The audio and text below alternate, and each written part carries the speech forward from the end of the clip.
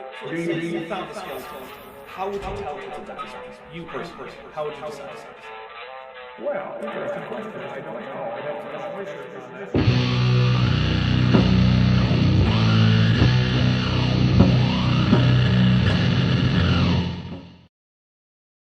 Hey everybody, welcome to Dapper Reacts 92.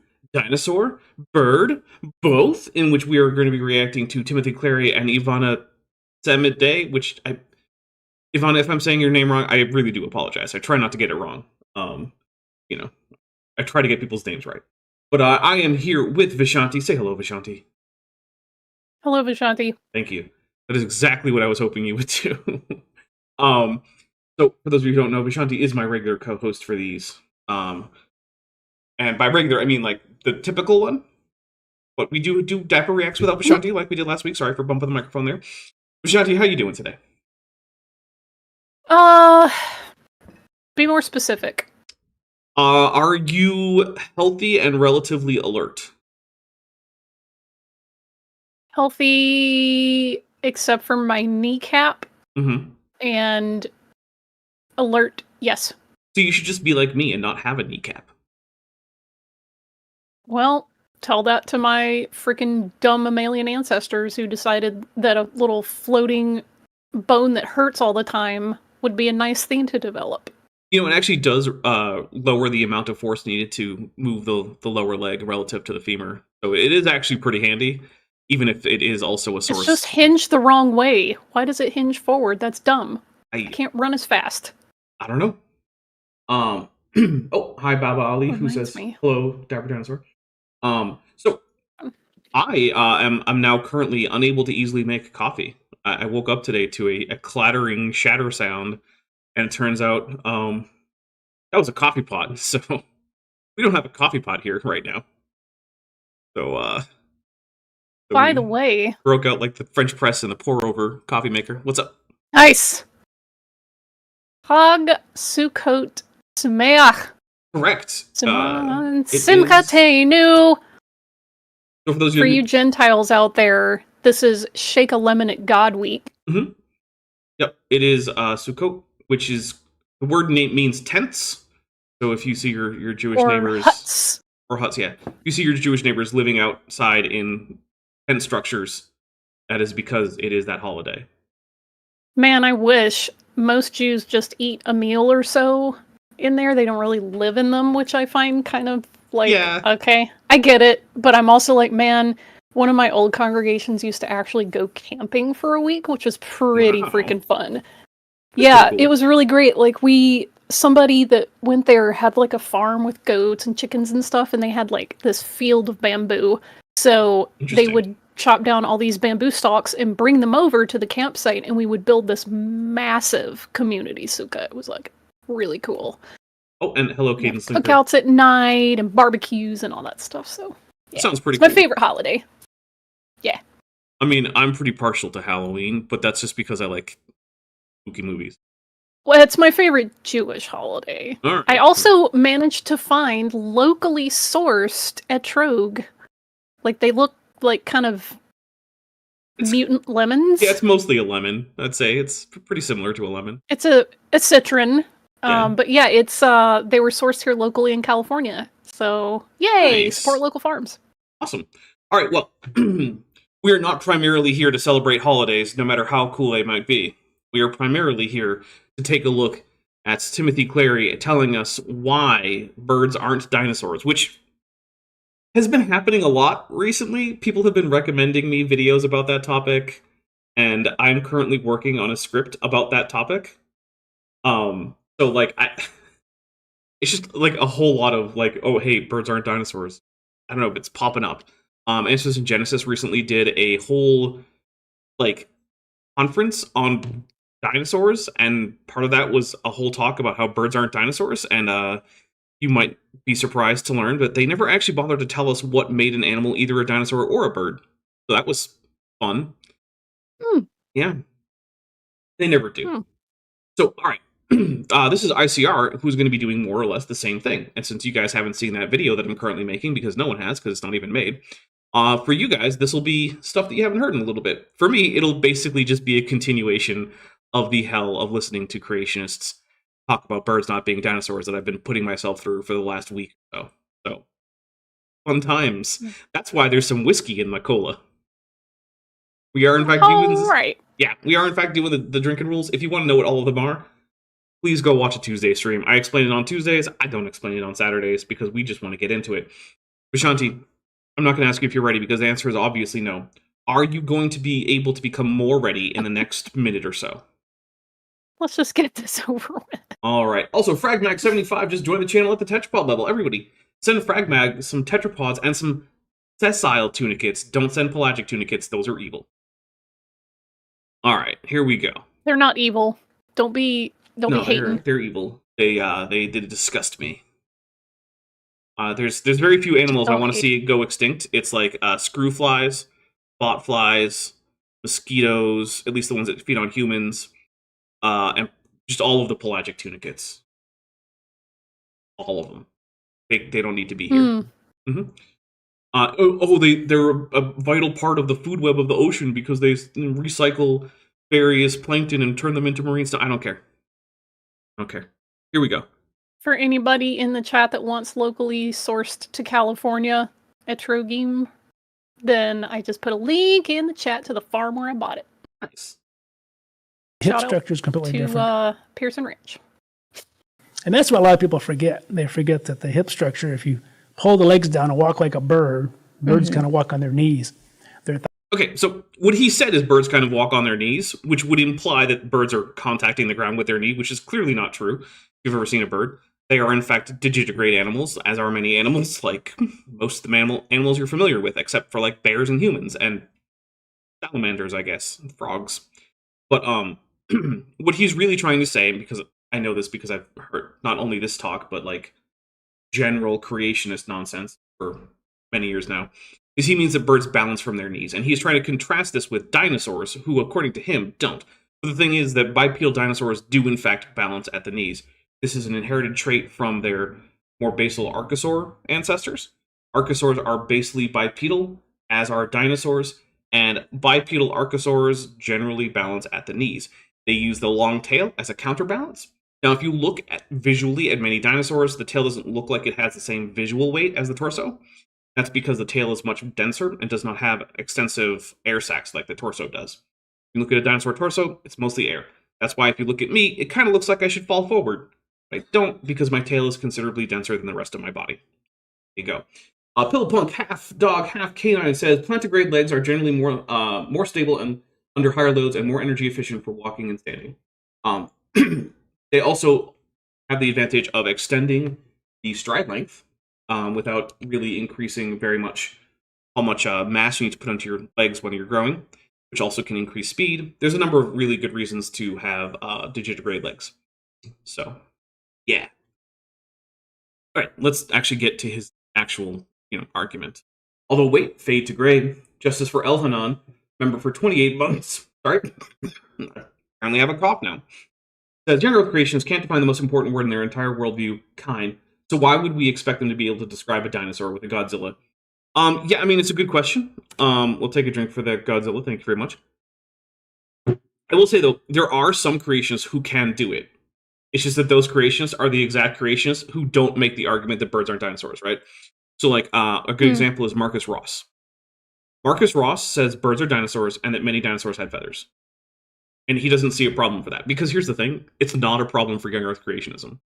Like, Vishanti, you ever heard a creationist deny that whales are mammals? I can't say that I have. I haven't either. But it's the same argument, right? There's no, like, big difference between whales being mammals and that being a problem for creationism and birds being dinosaurs. They're basically the same thing. Creationists could just believe that birds are a subgroup of dinosaurs, God created dinosaurs as a group of different kinds, and move on with their lives. But they choose not to. Ben. I guess we've been live long enough, I can probably say it. Ben, sodomized by Goblin Soap, Thick Tunicate B2022, says that there was a young man from Guernsey with a collection that brought him great glee. He called called them men sticks, but really they were just sticks. Large sack labeled AIG. Thank you. we'll take a drink for that 20-pound super chat. Oh, goodness. All right, here we go. Eyes are in their body, and so they kind of walk on their knees. Okay, so one thing you just said that was kind of cut off because of where I paused was the bird's thighs are in their bodies. That's a weird way to put it, right? When you say that something is inside the body, usually you mean it's inside the body wall, which means it is inside the sort of outermost layer of muscles. So, like, your intestines are inside the body. What's actually happening with birds, as well as most other dinosaurs, now that we have some extensive skin covering from even dinosaurs that are not very bird-like, is they have extensive skin connecting the medial portion of the thigh to the torso. But the thigh in both birds and other dinosaurs is still external to the body wall, but within that skin layer. Which means that both birds and other dinosaurs can freely move their femurs. It's just that birds have the problem of balance. We have Christopher Urinal Canid Atheist, who's been a member for 20 months and is at the amniote level, who says AIG est un sac de pain. And I will take a drink for that. Thank you very much.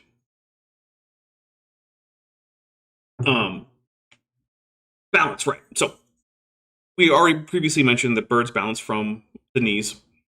And so, as a result of that, if they move their knees too much, it can change their center of balance, which could cause them to become unstable while walking.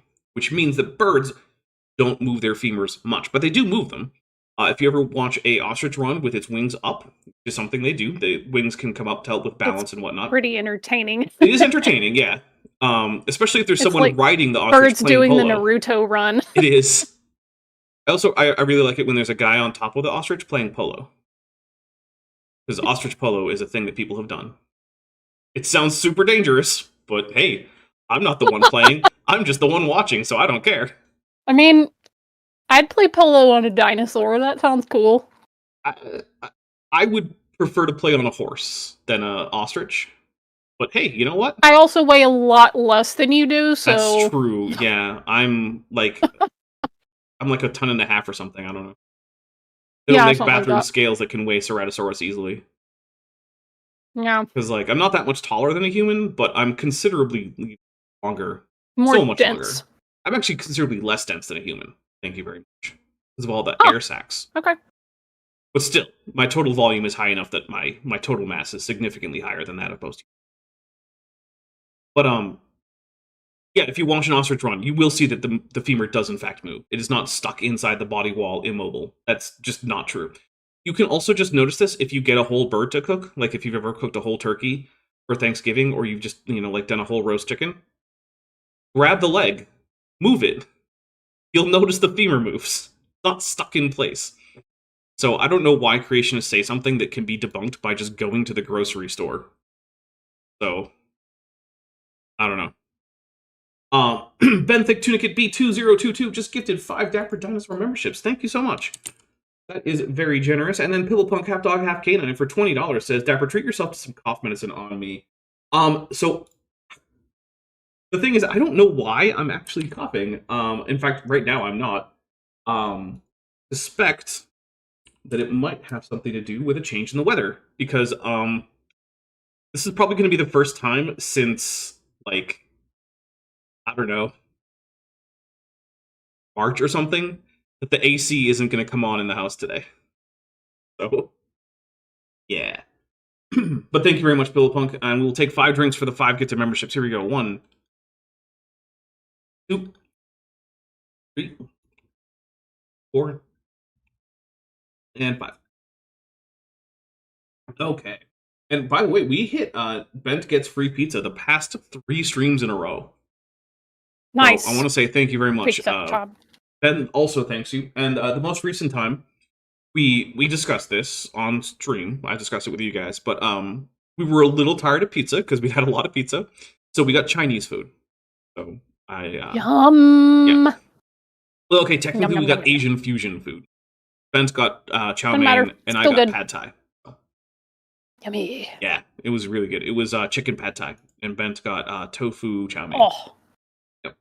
Heck yeah. Actually, I like the tofu at the local Asian fusion restaurant. It's pretty good. They have a nice level of crisp on the outside without it becoming too crunchy because it's like overcooked, and they let the flavor soak into the tofu pretty well. They do a pretty good job with the tofu. Mr. Cliff for £5 says AIG is a smelly cod piece of iffy flop things. I'll take a drink for that. Okay, so let me just update.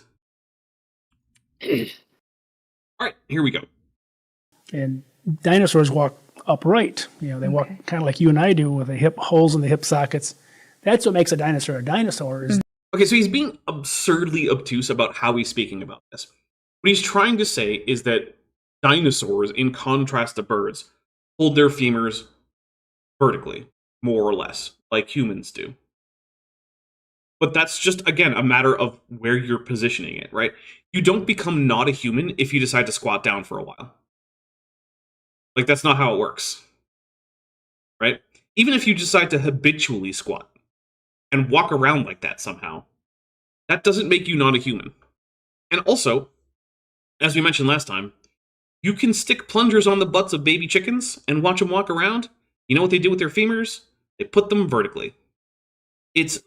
There's no actual difference here. It's literally just how the animal has to balance. And the animals balance at the knee, which means they have to position their knee such that it's under the center of mass. If you have a short tail and you're a dinosaur, your center of mass moves forward, so your knees have to move forward. How do you move your knees forward? You raise up femurs. That's just how it works. There's no actual difference here. And if you weigh down a bird at the back end, its femurs go more vertical. It's hard to explain the degree to which this is just a nothing.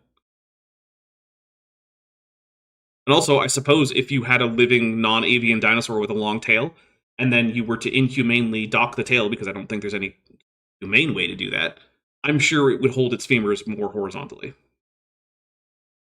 The way they walk. Yeah, but also, why would you do that? Because you're a cruel, heartless person. Yeah.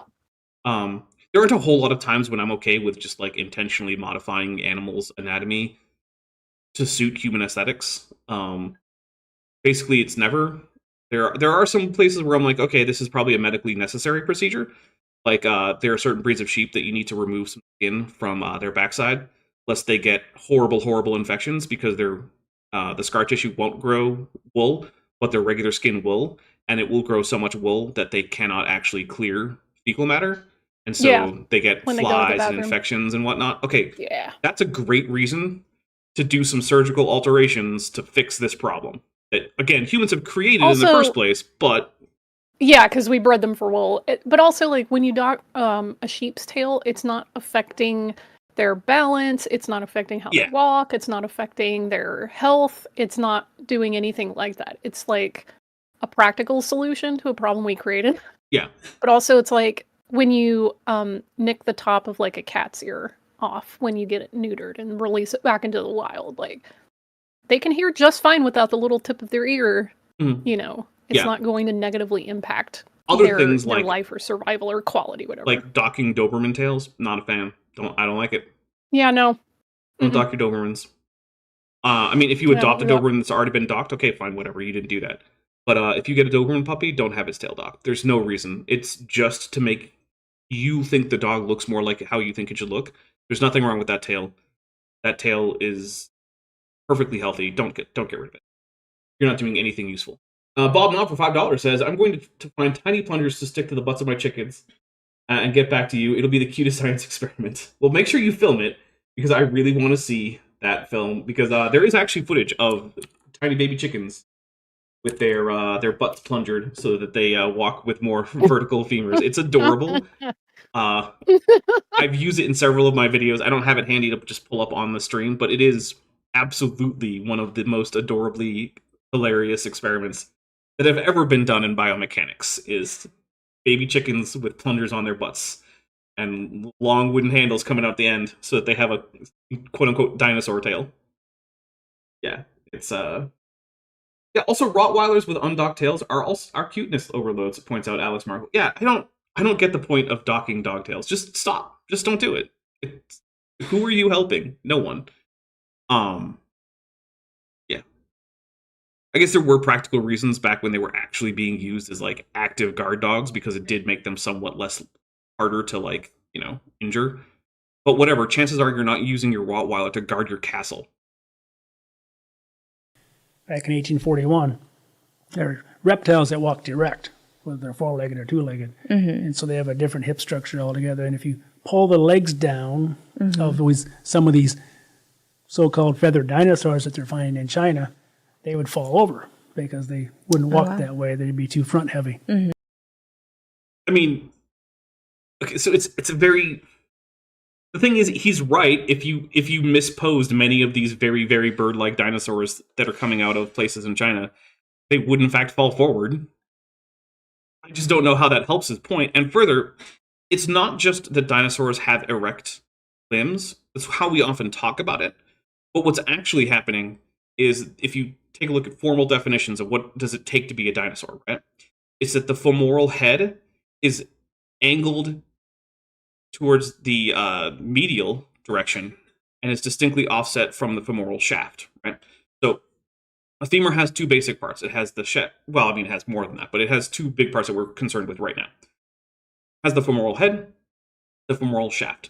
The shaft is the bulk of the length of the bone, right? It's that part that kind of tapers in and then starts to taper back out to become wider right at the knee. All animals with femurs have a femoral shaft and a femoral head, with the possible exception of like, tiny snakes and maybe some of those legs in some of those whale bone leg bones in whales. There we go. I am failing at talking. That's okay. Okay, so the offset head is pointing medially so that the femoral shaft does not stick straight out from the acetabulum like it does in lizards and salamanders, who have the very, very basal condition that was common in like the first tetrapods. Birds do that. That's why their legs can be parallel to their spine, roughly, or to the ground, or can be vertical if they need to stretch, like reach something high, especially if they're a flightless bird, or if you put a counterweight on them. So he's using the common version of this synapomorphy for Dinosauria that we give to people who are lay people to confuse this issue, because if he actually gave the real definition for the synapomorphy, where it has to do with the shape of the femur and how the femoral head is angled compared to the femoral shaft, suddenly it stops being a difference.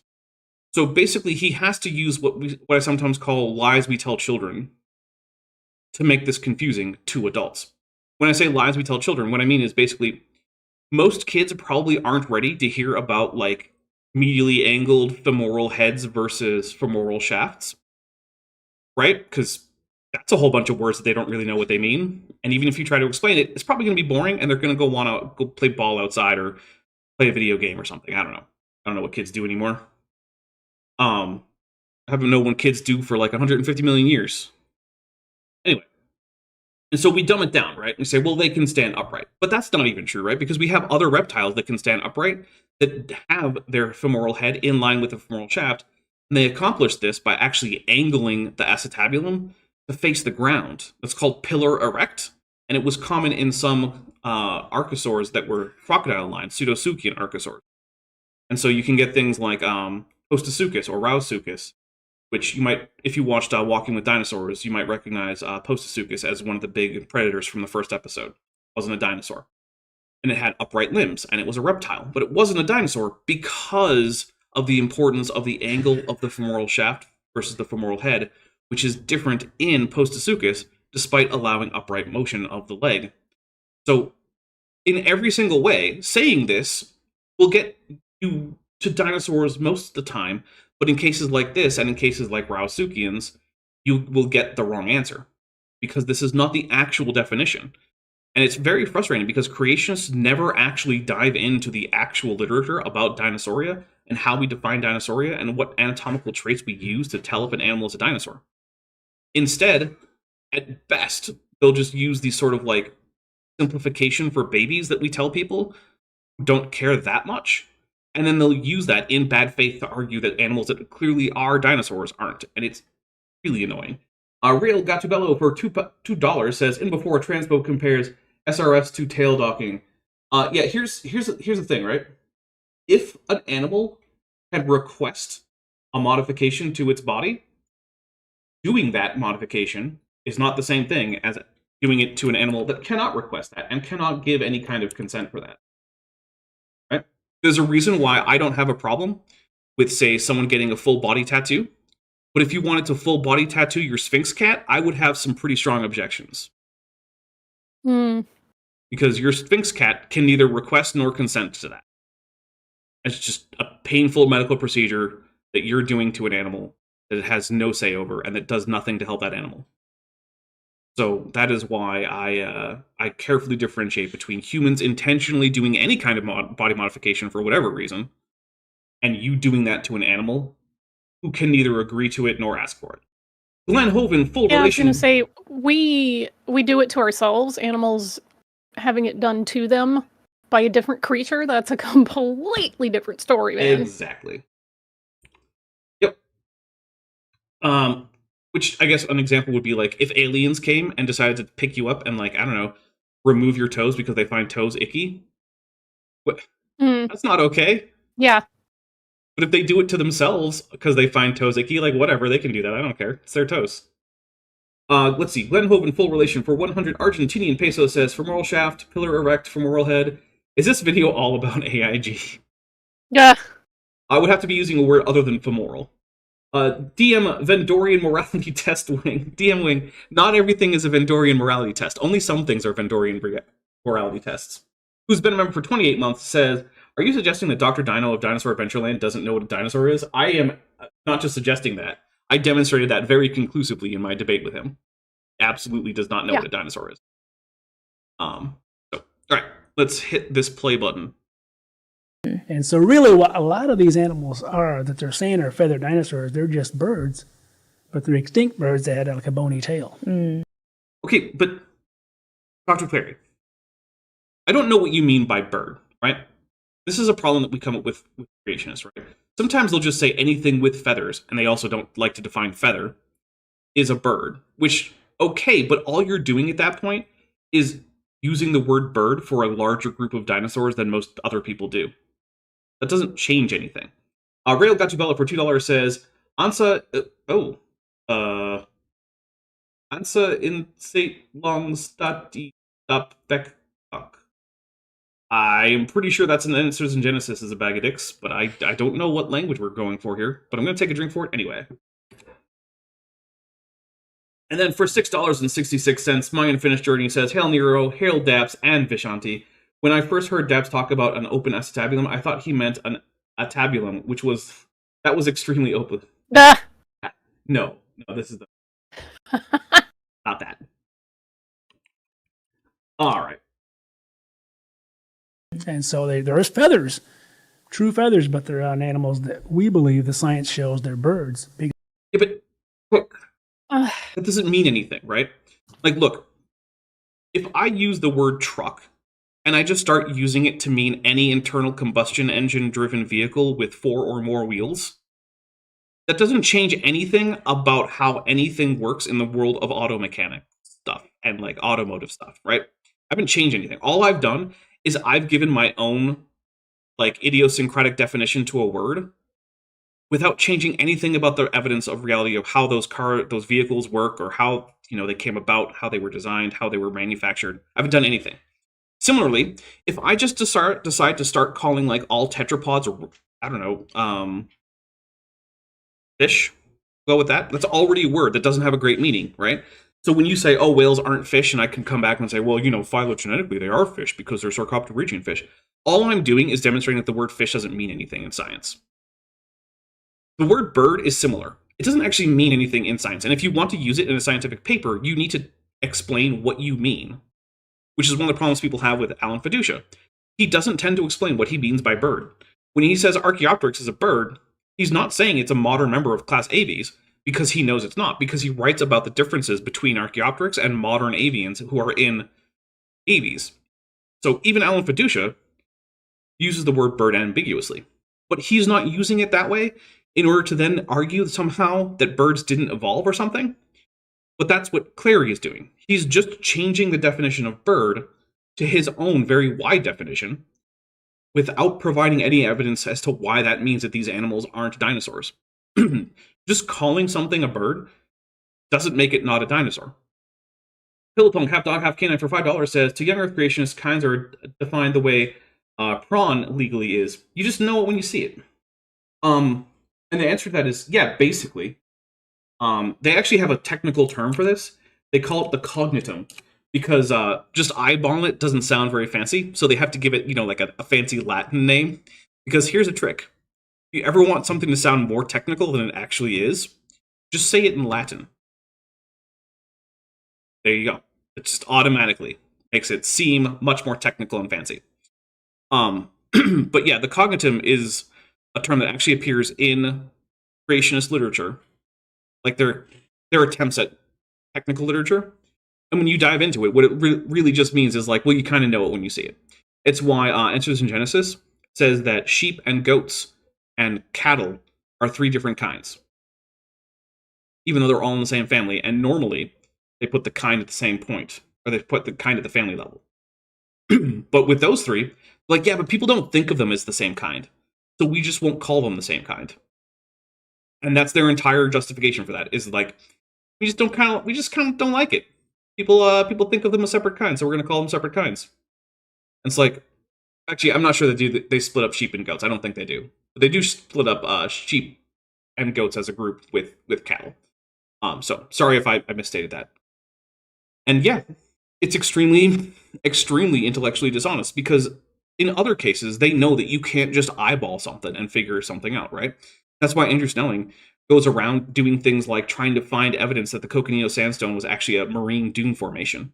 I mean, he keeps failing, but like that's the reason he's trying. It's because he knows you can't just eyeball some sandstone and say if it was marine or terrestrial. So he tries to find evidence that was marine. Well, why don't just eyeball it? If it works for biology, the answer is because they all know it doesn't. But when it comes to biology, they don't have any other options, because there is no objective way to figure out where kinds are. Because the hip structure is wrong for a dinosaur. And that's exactly what that... So he says the hip structure is wrong for dinosaurs, but he's been talking about the position of the femur. What exactly is wrong about the hip structure for birds to be dinosaurs? Because dinosaurian hip structure is actually pretty variable, but it has 3 main aspects to it, right? That make a dinosaur hip in particular. Now, there are things that are common to many dinosaurs that are not diagnostic for dinosaurs, but still, they're common, and birds don't always have those things. But the 3 criteria that are really, really important for a hip being a dinosaur hip are 1, 3 or more sacral vertebrae.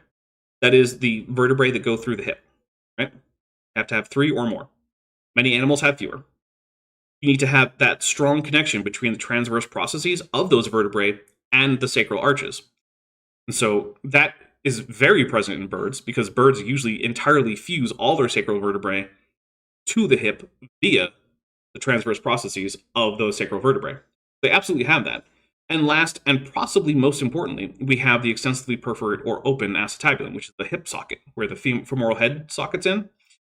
That needs to actually be clear of bone in the middle. So that if you were to look at the side of a dinosaur hip, you could see right through. And birds also have that. Now, Alan Fiducia has rather hilariously argued that they don't. Basically, by claiming that because birds don't have supraacetabular crests, that therefore their acetabulum isn't open.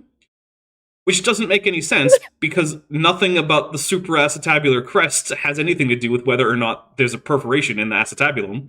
And his diagrams of bird hips show exactly that perforation. So I have no idea what he was smoking when he wrote that paper.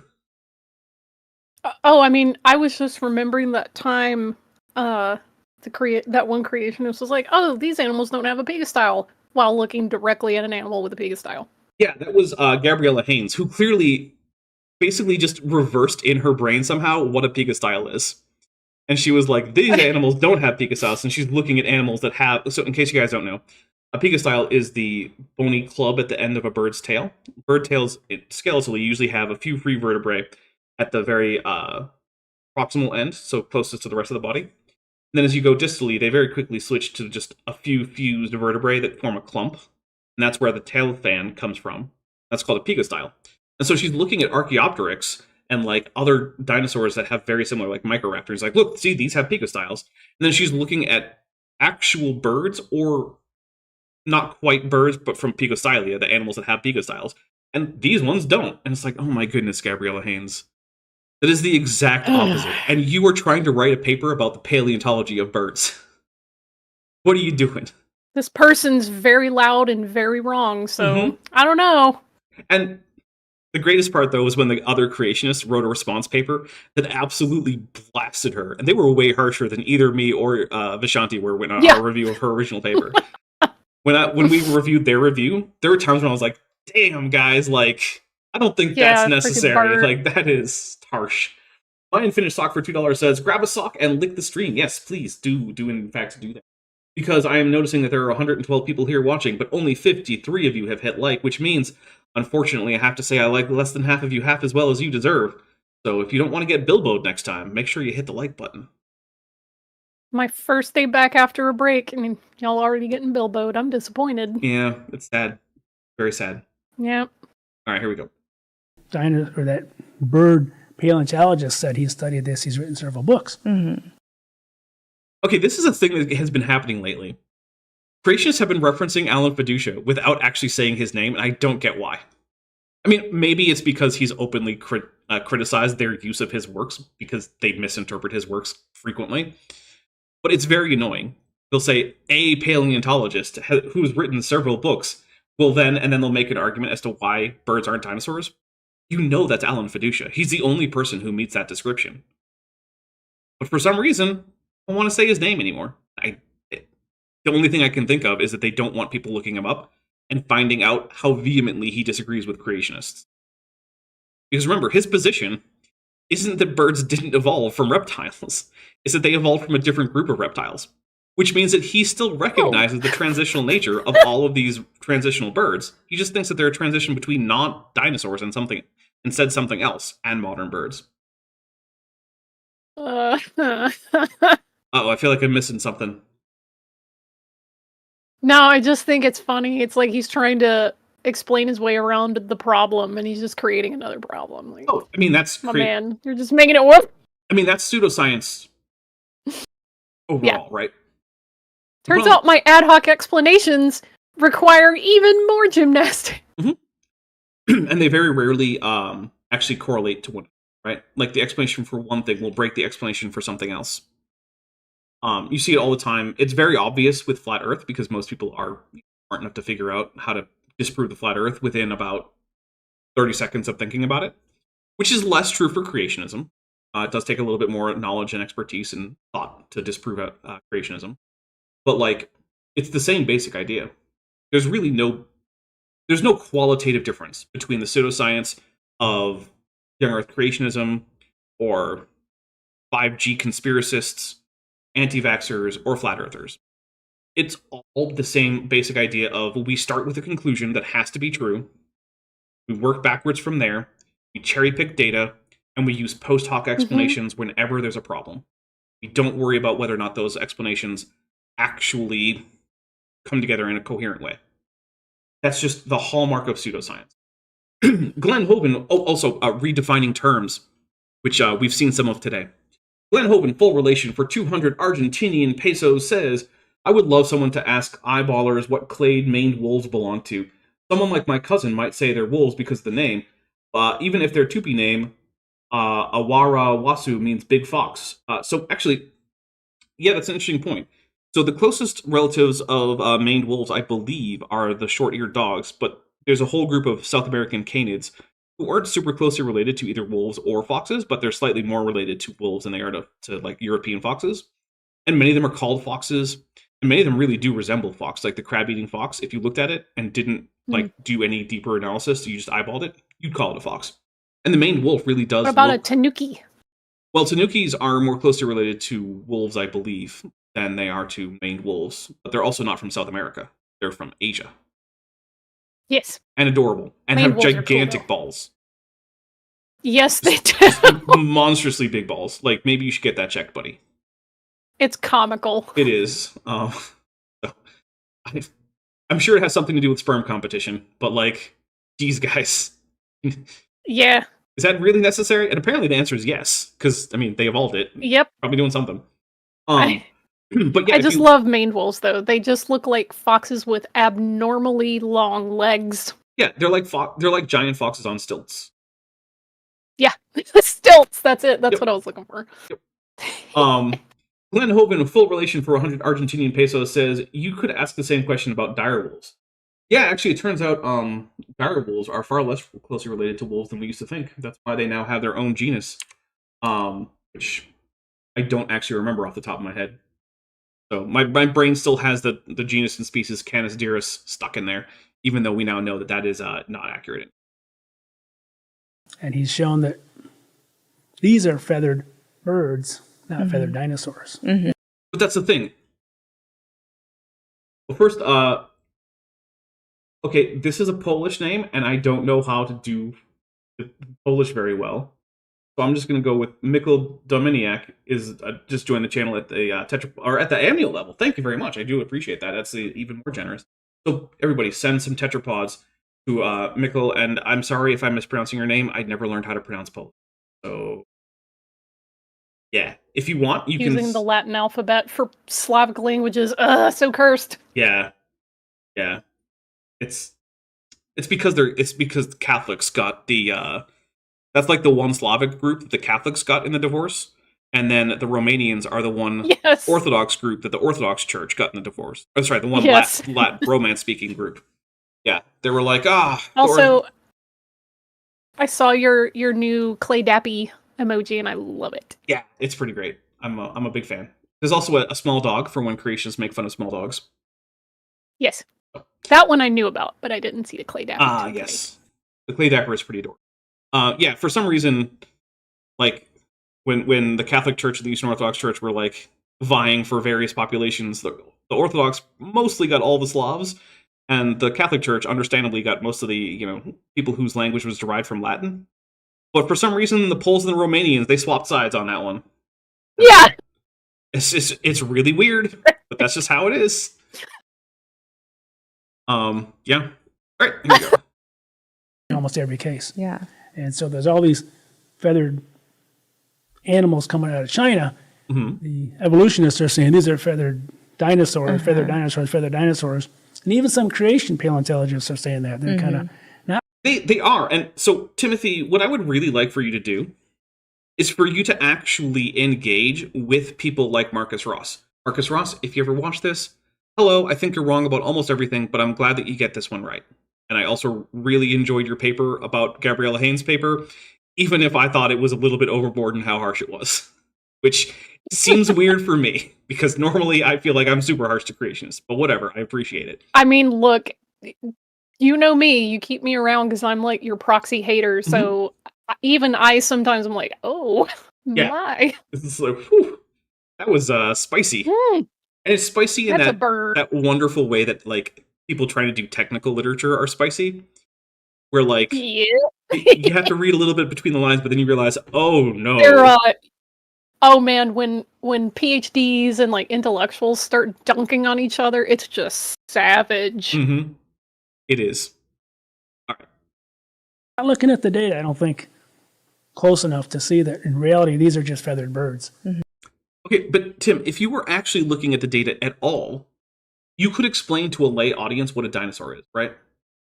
And you could explain, if you don't think these animals are dinosaurs, why you don't think so.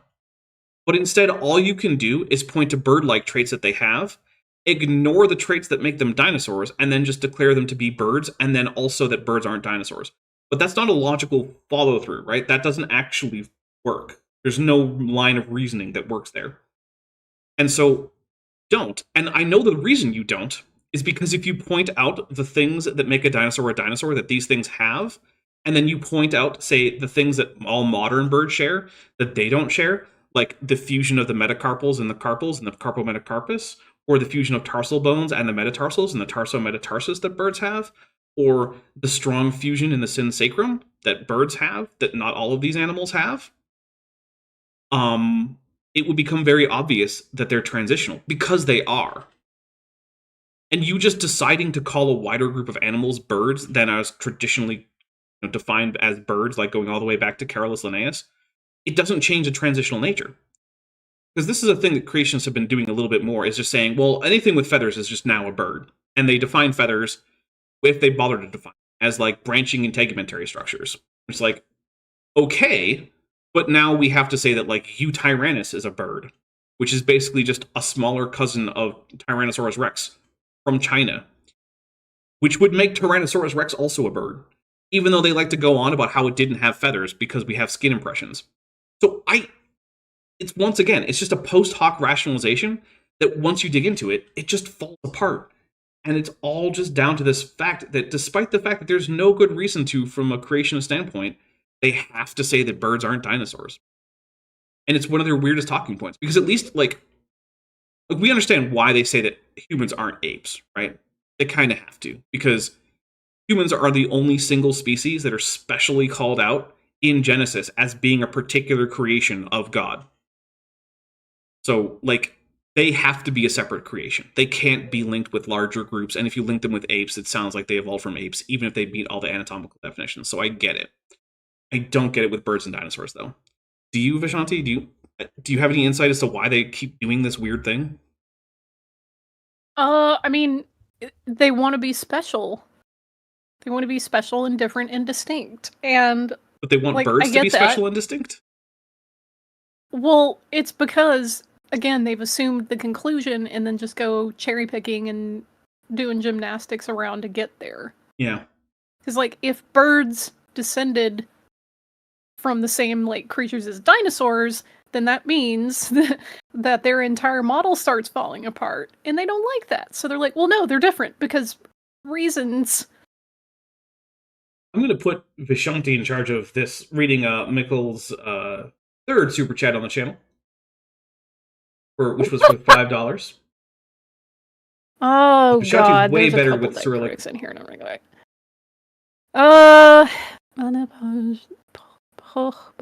Valina. Nice. Vetscha. Hoitza. Interesting. I gotta say it all loud enough what for that means. That's because it's in Old Polish. Hoitza. You gotta read it loud enough that we can actually hear you say it. I mean, I can sound it out like a kindergartner would. Yeah, let's do it. Let's hear it. If that letter A with the little dangly bit, if that is pronounced the same as a similar letter in Cyrillic, then Bade Hochvalena Prenais Vetsche Troitza. How badly did I butcher that, Mikkel? Wow. Yeah, let's find out. And apparently that is a favorite first verse from a certain poem written in Old Polish Cyrillic. Yeah, I'm feeling the curse because my goodness, what is going on with that? Like, I'm recognizing the prefix there, but I'm also like, wait, I don't get what the root is. I have my brain. Max I apologize for butchering Old Polish.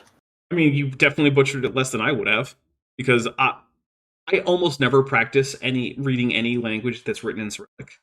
So basically, my knowledge of Cyrillic is like, I know what all the letters that are the same between Cyrillic and Greek are, and then I kind of mostly remember some of the other ones. That's my interaction with Cyrillic. Most of the way there. Yeah, well, I learned how to read Cyrillic because when I wanted to learn Romanian, they didn't have the course done yet on like Duolingo. So I was like, okay, fine, I'll just learn some Russian while I'm waiting for them to finish baking it. And that actually helped me learn Romanian a lot quicker because of the Cyrillic or the Slavic influence. Yeah. So I'm actually really glad that I spent a few weeks to a month learning some Russian before I did that, yeah. Max P for $2 says, I think it's a cultural issue.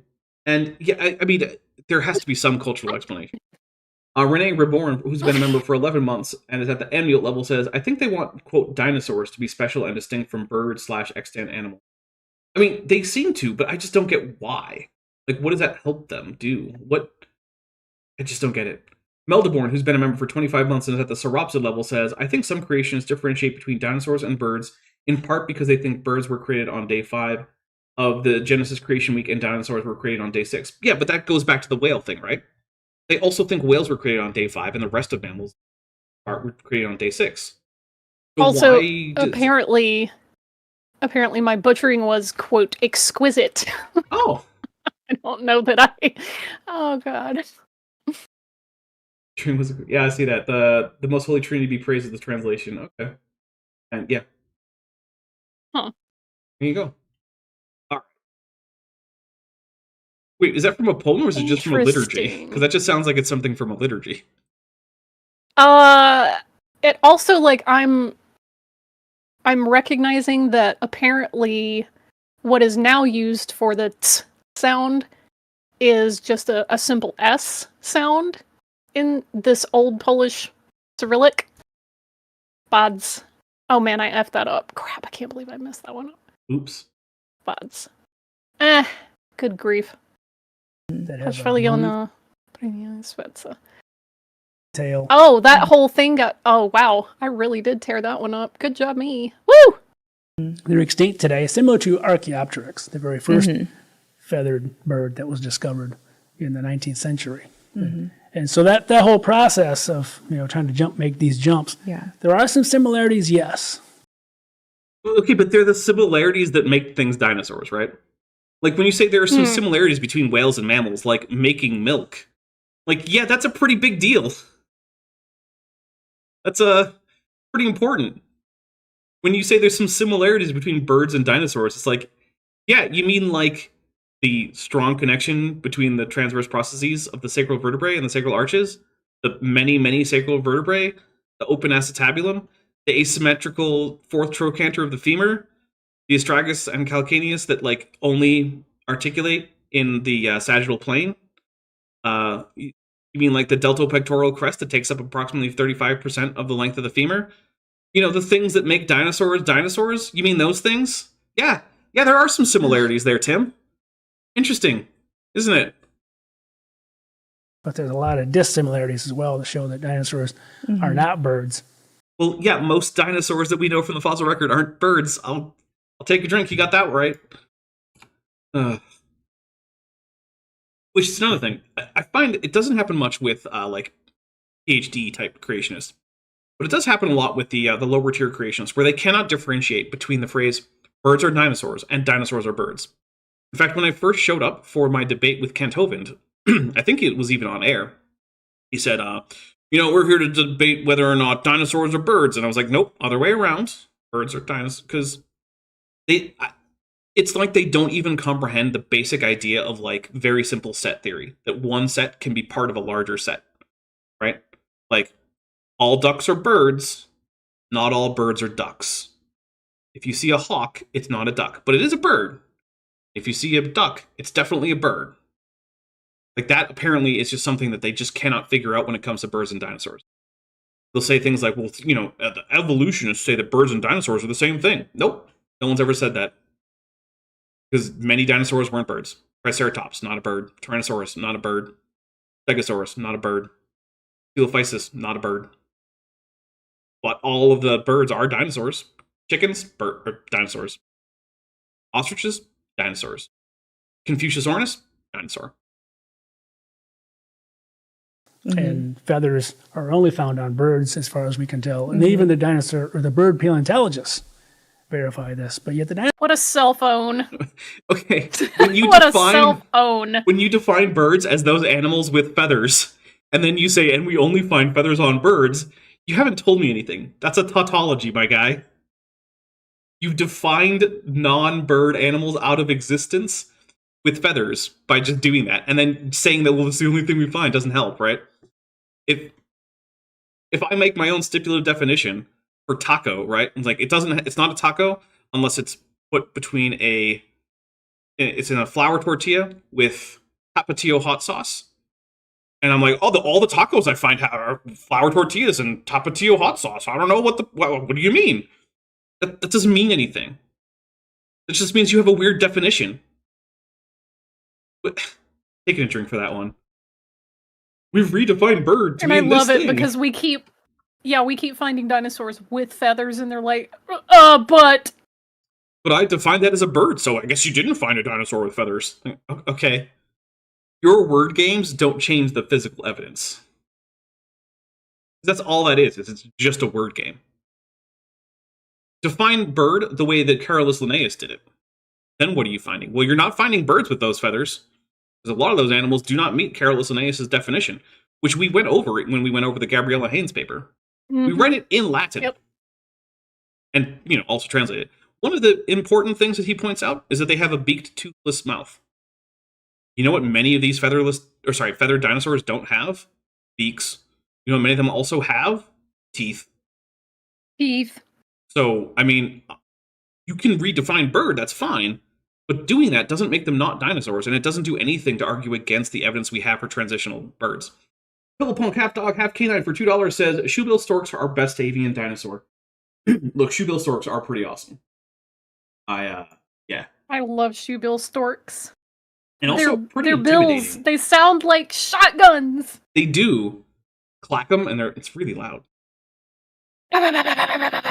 But like real gunfire, not like Hollywood gunfire, because for some reason it sounds like actual gunfire. It's freaking weird. For some reason, Hollywood has decided that guns have a really, really, really deep sound, which just isn't generally true. Yeah, they just sound like cracks, like a really loud cracking noise. Yeah, it sounds like firecrackers. People don't recognize it. Oh, goodness, there's Mothra. Take a drink from Mothra. Oh, this one was So, earlier, I got a message that was a video from a guy who had previously voted for Trump, but now he was voting for Harris. This is a message for me to hopefully vote for Donald Trump.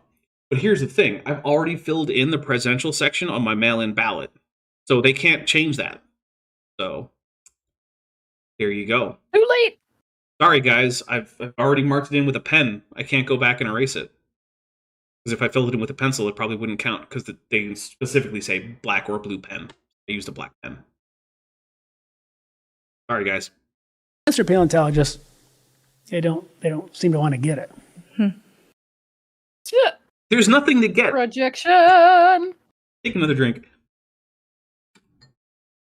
Tim, what you're saying is that other paleontologists aren't willing to play your word games. That's all you just said there. Why should they be willing to play your word games? It just makes everything more confusing. There's a reason why when you read paleontology papers about birds and fossil feathered dinosaurs and whatnot, they don't use bird as a technical term. They use terms like aviale, ornithoraces, ornithomorpha, I can't talk today, alulavis, picostylia, penoraptora.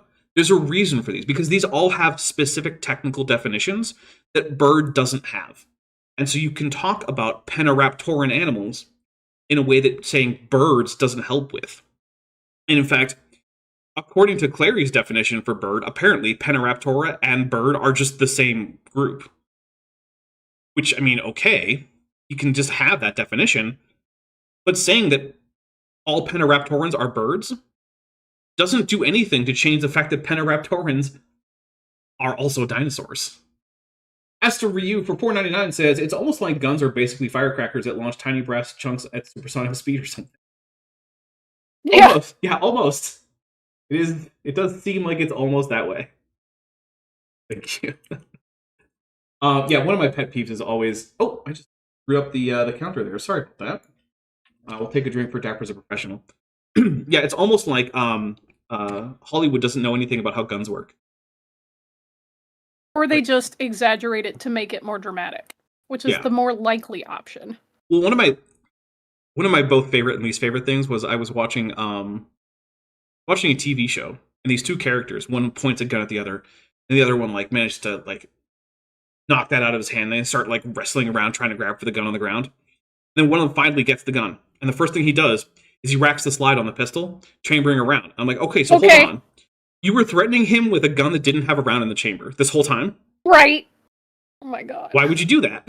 That's the same thing. Oh my god, that's the same thing with shotguns. That one drives me up the wall. Yeah, I'm you just pump the shotgun because it's dramatically rack the shotgun, and I'm like, bro, you're either ejecting a round or you didn't have a round in it to begin with. What are you doing?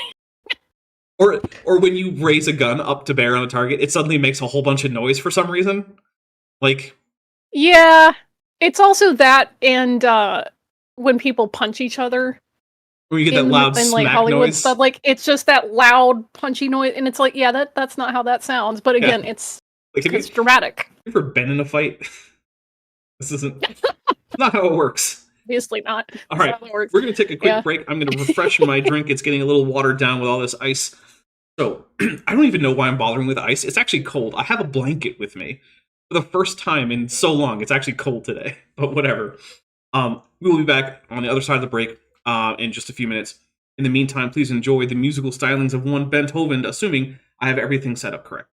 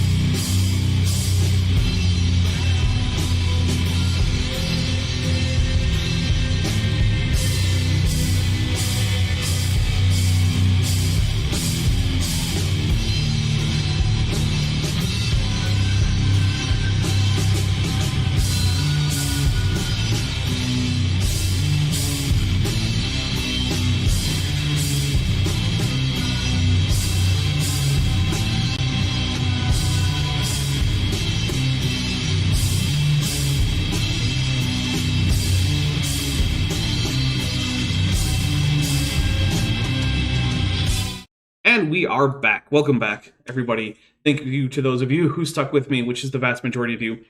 Mark Agamotto 1313 Smith for $2 says, now cocking the hammer back is a different story. Yes.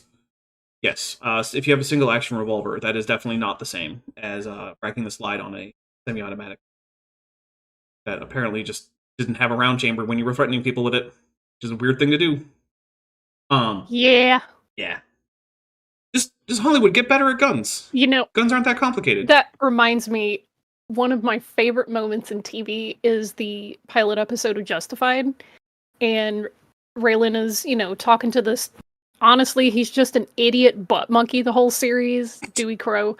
And this guy's like, oh, I'm going to threaten you. So he pulls out, a shotgun and he aims it at him. And Raylan, being the very cool, cowboy out of time marshal, just stares at him and goes, can you rack in a load before I put a hole through you? And it's just this moment of like the guy realizing he fucked all the way up. Yep. So good. Nice. All right, so Oh. before we get right back into it, I have to do my quick little commercial here, which is to say, hey, this channel is almost entirely supported directly through the generosity of my viewers, like you people out there watching right now. So if you want to help the channel keep going, if you want to help make sure that I have things like groceries and like a place to live, and can sometimes do fun things like, you know, play Star Trek Adventures online on YouTube for people to watch, because that costs money too. And if you want to make sure all that stuff can happen, there are a great few ways to support us. One is the Patreon. There's a Patreon link in the description. It is where I get to keep most of the money. You get access to my Discord server, early access to videos. There's more perks at higher tiers. There's also the channel memberships that gets you those same perks at those same tiers. It starts a little bit higher at $1.99, but the rest of the tiers are the same. On Patreon, you can also do an annual thing for a 15% discount. But the channel memberships also get you the channel emojis, the once a month channel milestone chat, and also your name turns green. You get a cool little symbol next to it. So there's that. That's why it costs a little bit more, at the bottom rung to gain entry to that. That's why, because there's a few more perks there. There's also, if you don't want to do a monthly or an annual thing, there's a merch store. It's right below this. You can get t-shirts, you can get phone cases, you can get towels, blankets, whatever. Blanks are actually really nice. They're very, very expensive, but Bent bought one, and despite it being very old and having gone through the wash many, many times, it still has a surprisingly vibrant color that, as far as I can tell, hasn't really changed. So, the t-shirts, Bent's t-shirt at least has lasted for quite a while, although I fear that Teespring's quality on t-shirts have gone down a little bit recently, so I don't know. I haven't had a recent t-shirt from Teespring. So, but there's also, if that's not your thing, there's also a wish list. The wish list is mostly just for fun, basically to make me happy for a little while, because I like getting gifts. Nice.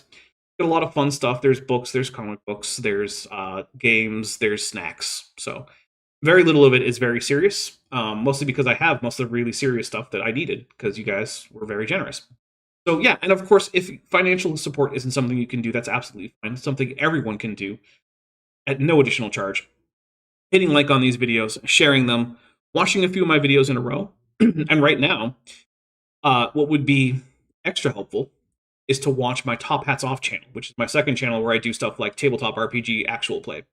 Because that only needs 897 more watch hours before I can turn on super chats and memberships over there.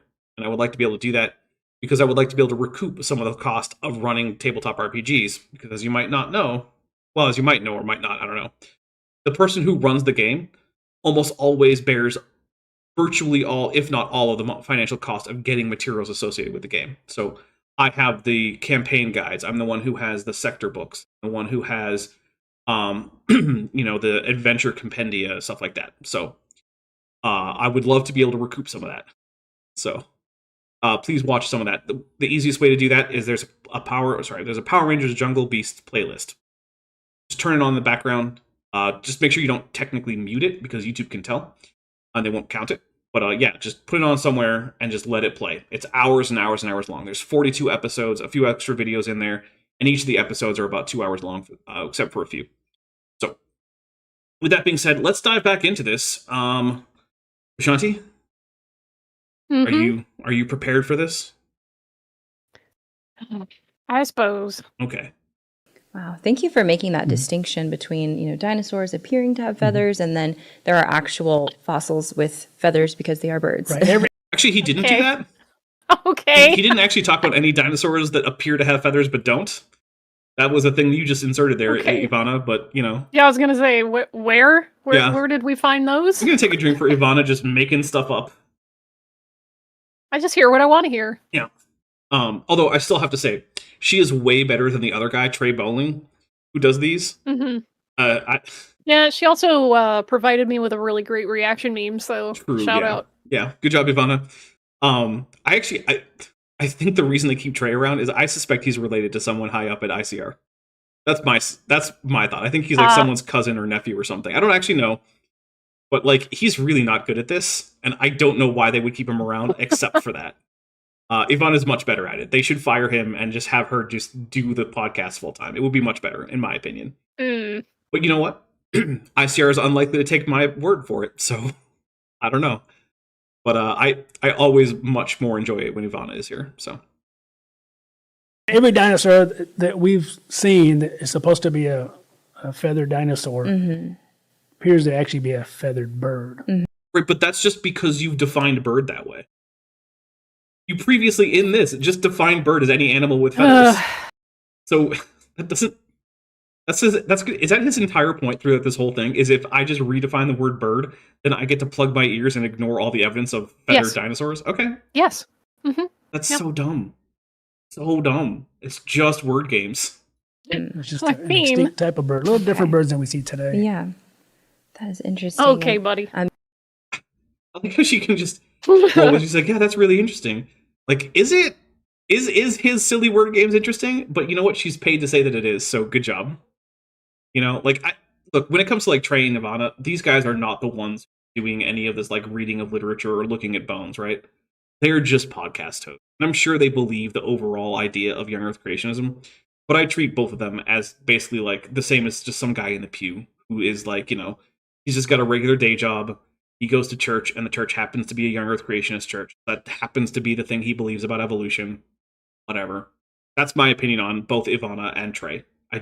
I don't think they have the wherewithal to actually critique these things. So I'm willing to be much more generous to those two than I am to the so-called scientists that they have on who do have the training. I'm also noticing there's a really weird thing with the black levels. Yeah, and then lie about it. What's up with the black levels? I'm just noticing that. It's like someone took the levels on the footage and then just slid the black levels over. I don't know. I think they dialed up the contrast like a little too much. You know what? Yeah, that's actually a better explanation. I wonder why they did that. Maybe they overexposed it. It could be which is weird because you have studio lighting. You shouldn't be overexposing it. And yet, here we are. Like, the light on her face is a little hot, so I'm not really sure what's going on there. Like, maybe the light source is too close or they don't have a softbox, but whatever. Yeah, I don't know. I'm not an expert. I mean, I'm not either. I just do the occasional bit of, like, you know, video editing. So, like, I recognize that, like, something's off here. I think it was the exposure settings initially. I think they did something weird with the exposure, and then they used, like, contrast in post to try to fix it. And now we have weird black levels. So, all right, that's enough talking about their weird cinematography. I'm sorry, that's not why we're here. It's just I always notice the weird production things with ICR because they otherwise... Like, they have a pretty good production budget because they have things like 3 cameras set up. One that does, like, these sweeping shots. One that does, shot, reverse shot. They have 2 for shot, reverse shot for dialogue. And they cut between them. So, like, clearly someone knows something about what they're doing here.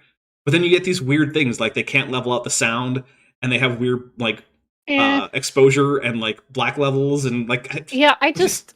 What are you doing? The light that's on her, it's too hot. It really is. And that's disappointing because, like, the fill lights in the back are really nice, but yeah, it's just too hot on her. But whatever. Yeah, you can see that she's got those white spots where she's probably clipping the camera. Which, even if she's got a bunch of makeup on, if you put the light on that's too bright, it's just going to happen. Yeah. But, hey, stage makeup, it's a good thing. It'll keep you having such obvious bright spots. Going to be on camera with lots of light.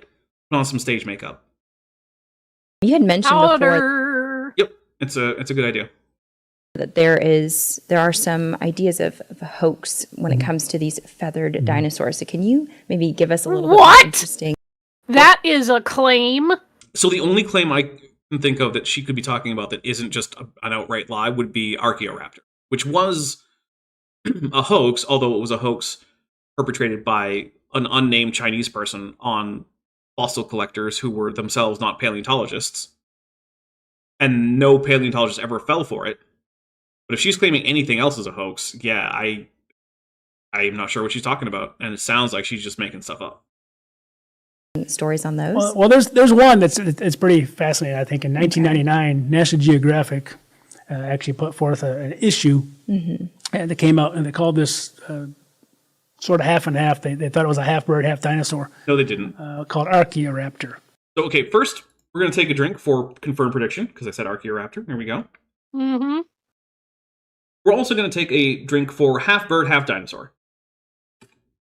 Where's Pillowpunk? Pillowpunk, where you at? Pillowpunk's screen name right now is literally a joke about this thing. Pillowpunk's screen name is Pillowpunk half dog, half canine. Which is exactly what saying half dinosaur, half bird sounds like to anyone who knows that birds are dinosaurs, or who even believes that birds are dinosaurs. It doesn't make sense to say half bird, half dinosaur. Birds are 100% dinosaur. A pigeon is no less a dinosaur than a Triceratops. Carrie Bronson for $5 sends an incredible super sticker, which for some reason the skin tone on the cartoon person is exactly the same as the $5 tone. So it just kind of blends together. YouTube. I mean, I can tell there's a very slight difference, but yeah, that wasn't really. Pillowpunk half dog, half canine for $2 says once again. Once again. Exactly. Thank you for being here, because you are the exact person who I want demonstrating this. Because that's been your joke screen name for a while now, and I appreciate it because it keeps coming up. You keep getting things like half ape, half man. Doesn't make any sense. That's half bird, half dinosaur. The screen name that keeps on giving. Mm-hmm. It's never going to get old. Someone just dropped my favorite Pokemon name in the chat. Vulpix? Yeah. Half fox, half Pokemon. Yep.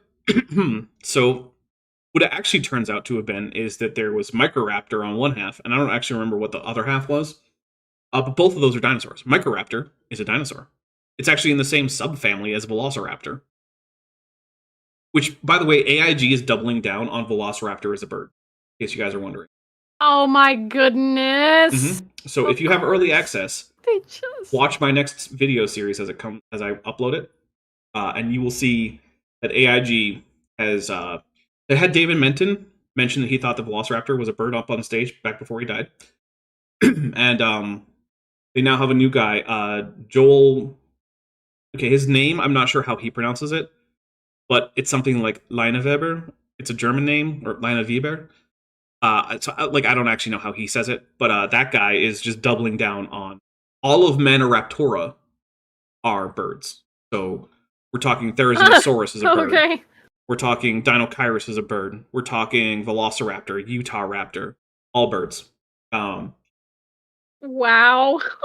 Oviraptor. Don't they all have teeth? Some of them don't. Not all Maniraptorans that aren't avialans have teeth. I think Therizinosaurus doesn't have teeth. I'm not sure, though. I know it has a beak, but I don't think it has teeth. And are AIG also in the camp that birds don't have teeth, or is that just Kent Hovind being real dumb? So AIG does know that modern birds don't have teeth, but that they do sometimes have beak serrations. Kent Hovind is convinced that, in fact, beak serration is just our teeth, because apparently he just doesn't know what teeth are. Oh, okay. Like, if you were to ask, like, Kent, like, anatomically, how do you tell if something's a tooth? He wouldn't be able to tell you, like, well, it's got enamel on the outside, and then dentin, and then, an innervated pulp in the middle. Like, he couldn't tell you that. Man, Cyborg apparently did a chat, and we missed it. Oh, I'm sorry. Let me double check. I only see the member chat. Yeah, but I do think I missed it. So, okay. Yep, I did miss that. Sorry. Command Cyborg, who's been a member for 43 months, says, first there's a Murphy with a thumbs up. And then, if AIG soars like a hawk and screams like a hawk, there's still a bag of ducks. With a laughing, sweating emoji and a Godzilla. And we will take a drink for that. Thank you very much. I am so sorry that I missed that. Look, I've said it before. I'm sure I'll have to say it again. Sometimes I miss chats, and if I do, please alert me. It's not my intention to ever miss a chat. So, yeah, just at me or at my co-host if they're here, if I have one, or both. You can at both of us, like Command Cyborg. So yeah, I never want to miss those chats, but sometimes I do. All right, here we go. And they even named it Archaeoraptor, and they did a whole. Okay, but who named it Archaeoraptor, Larry? Was it the paleontologists, or was it the guy who owned it and who was trying to get money with National Geographic, who was also trying to get money by selling copies of their magazine? Because it was those two. It wasn't any of the paleontologists. Because, Vishanti, you've heard this story before. Dapper. Do you remember? Weren't you listening? It's they. Oh, they, right. They named it At least in this case, I don't think they ends up being the Jews, which it often does. But, Vijanta, you've heard this story. Do you remember what every single paleontologist who took a look at this said? Let me guess. Would it be, hey, that's fake? Yeah, that's exactly what they said. And by fake, they mean composite, right? Like, no part of it was actually a pretend This fossil. is not an animal that ever actually existed in nature the way that we're seeing it. Therizinosaurus had teeth, but only in the rear of the jaw, says Zero Long. That sounds about right. I don't actually remember all of the dentition of, like, all of the Maniraptorans. What about the Oviraptors? I feel like they might not have had teeth at the back of their jaw. Let me know. Because I guess they would have just been, like, dentary and maxillary teeth without premaxillary teeth, because usually you can't really have a beak with premaxillary teeth. But whatever. That's not important right now. Yeah, every single scientist who looked at this, every last one was like, nah, don't publish on this. This is not a single fossil. They published anyway. So every time a creationist brings this up as some kind of thing that got won over on the scientific community, you know for certain that they either just don't know what the scientific community is in the first place, or they're lying to you. One of those two things has to be true. Now, I happen to know that Timothy Clary knows what the scientific community is. So I happen to know that Timothy Clary is lying to me. And you. And his audience. Glenn Hovind, full relation for 100 Argentinian pesos, says, Dapper, Dapper in Poland, so this is me speaking. If you found a piece of fossil in the ground, how would you tell if it was a tooth? Dr. Tootho. I don't know, I guess I'm not prepared for that.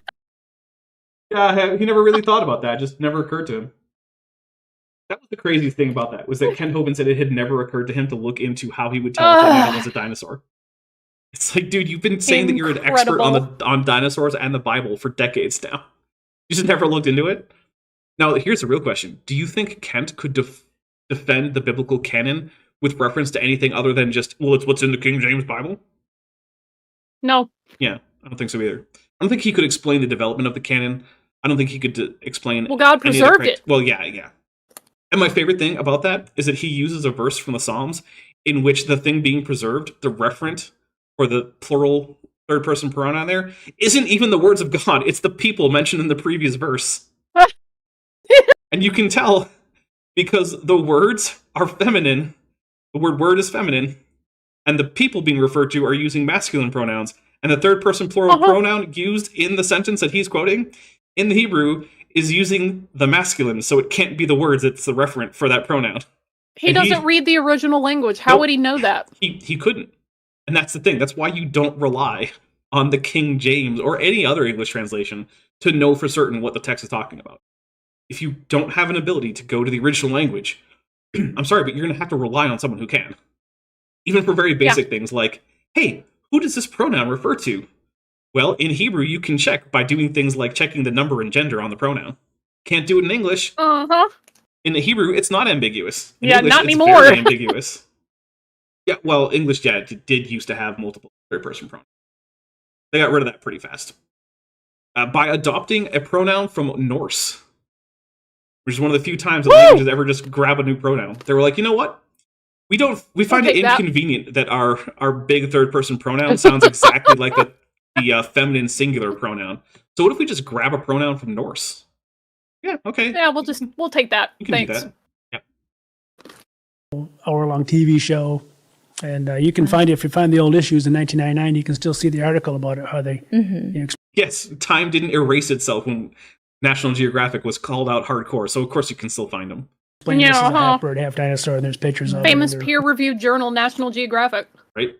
And nowhere do they say it's half bird, half dinosaur. In fact, one of the animals that was found is Microraptor, which itself is a transitional form that confirmed the earlier prediction from the 19th century about four-winged ancestors to birds, with hind wings in addition to the forewings on them. So, not only was one of the components of Archaeoraptor an actual feathered dinosaur, it was one that confirmed an over-century-old prediction based on evolutionary biology.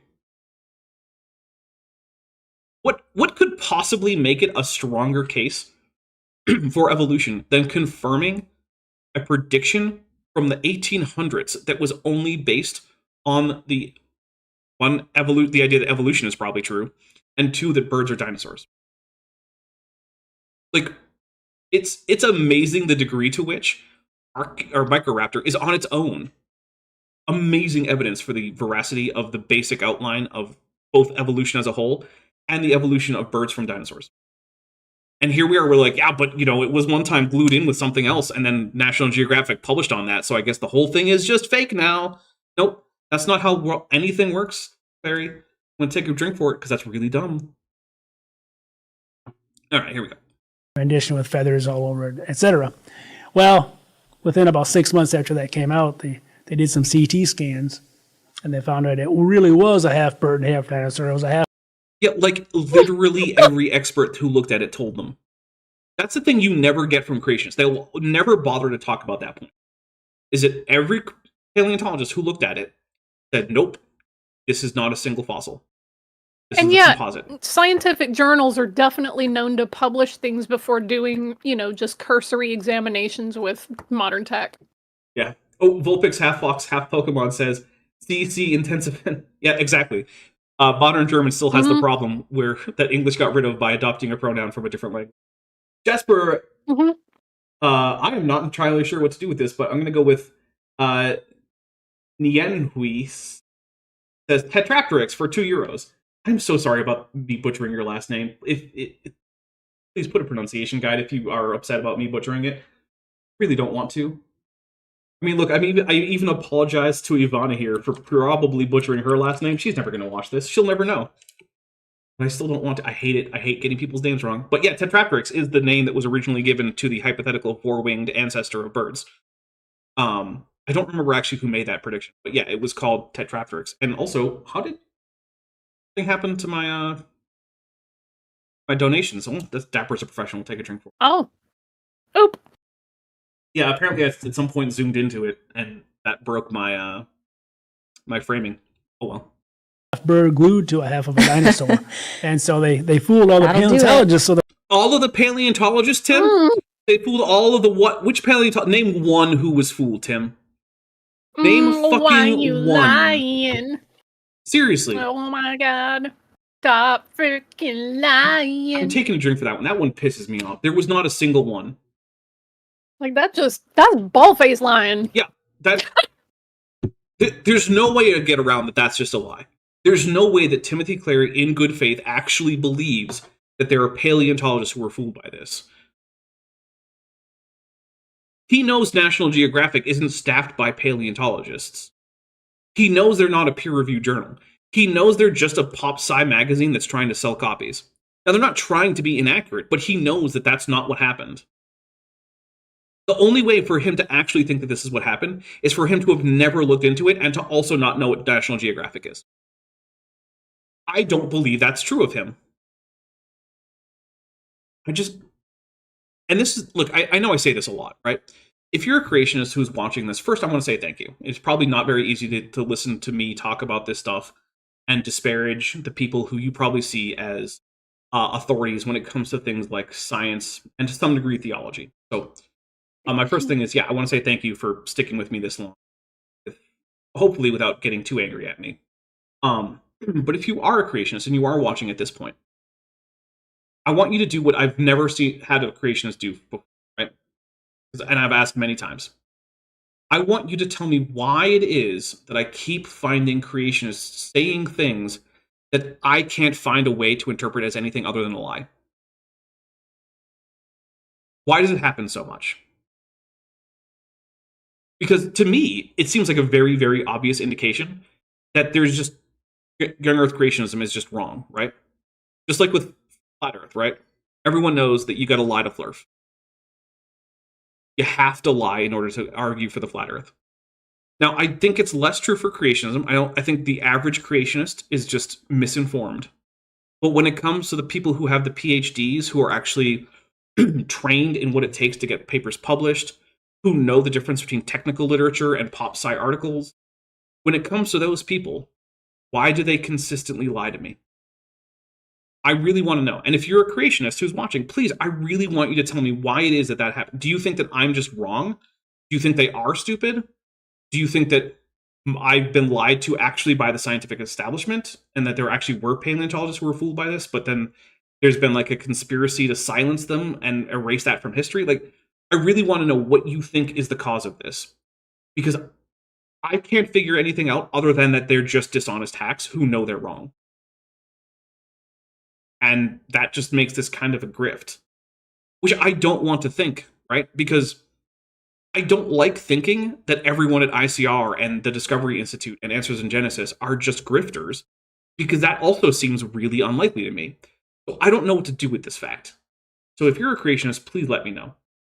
Stu Bonk says, do you know why creationists are bothering to define birds since they say all created kinds are entirely unrelated? I don't, and that's actually something we talked about earlier, is like, there's actually no point to this argument. Creationists could simply just say that, yeah, birds are a group of dinosaurs, just like whales are a group of mammals, and whales themselves aren't even a quote-unquote kind necessarily. They might be in 3 or 4 different quote-unquote that were separately created as whales on day 5, unlike the rest of mammals. Or, I guess, along with bats, unlike the rest of mammals, besides bats and whales. Because, you know, bats fly, so presumably also day 5. And yeah, I really don't know. I think it's a really bad tactical error that they've done, because now they have to do stupid things like this, right? This is one of their stupider podcasts. They're not even trying to make the argument. Because one thing I always point out is if you want to say that X is not part of group Y, you need to know what group Y is. You need to be able to define group Y. And he hasn't bothered with that. The closest he's come is to say that dinosaurs hold their femurs upright, which isn't even technically true. It's like, I really don't know why they insist on it. It just seems like an unforced error. They're just wrong for no reason on this one. That's why Dr. Dan Certain Cardinal, he did a stream about like, hey, let's do creationism better. Where myself, Dan, Gutsick Gibbon, I think Jordan was there, and I think Maddie from Science Side Up, and also from Matt with Maddie was there, if I remember correctly. And if I don't remember correctly, because I probably don't, I don't know, sorry. But we all came up with reasons or ways to do creationism better. Better arguments for creationism. And mine was just stop making unforced errors. There's so many things that creationists get wrong for no reason. They don't have to. Like feathered dinosaurs and birds being dinosaurs. There's literally no advantage to taking the position that they take on this. It's only downsides. Stop doing that. It would be much easier to take seriously if you just didn't get this wrong for no reason. And yet they just do. And again, like I said, not all of them. Marcus Ross is my go-to. But he was also joined by someone else whose name I don't remember, but he's got like his own relatively minor creationist channel here on YouTube. Oh, and I just found out that was Jasper's first super chat on the channel for the Tetrapteryx super chat. So thank you so much. I just didn't notice that. I normally do. My apologies for not recognizing. All right, here we go. The world by the excavator found out he can make more money by having a complete specimen, glue 2 things together, and there you have it. And so it worries me that specimen plus many other specimens were named, or they tried to name it, on a specimen that they bought that wasn't excavated. But that name isn't valid. There's no animal called Archaeoraptor, because the animal that was named isn't an actual animal.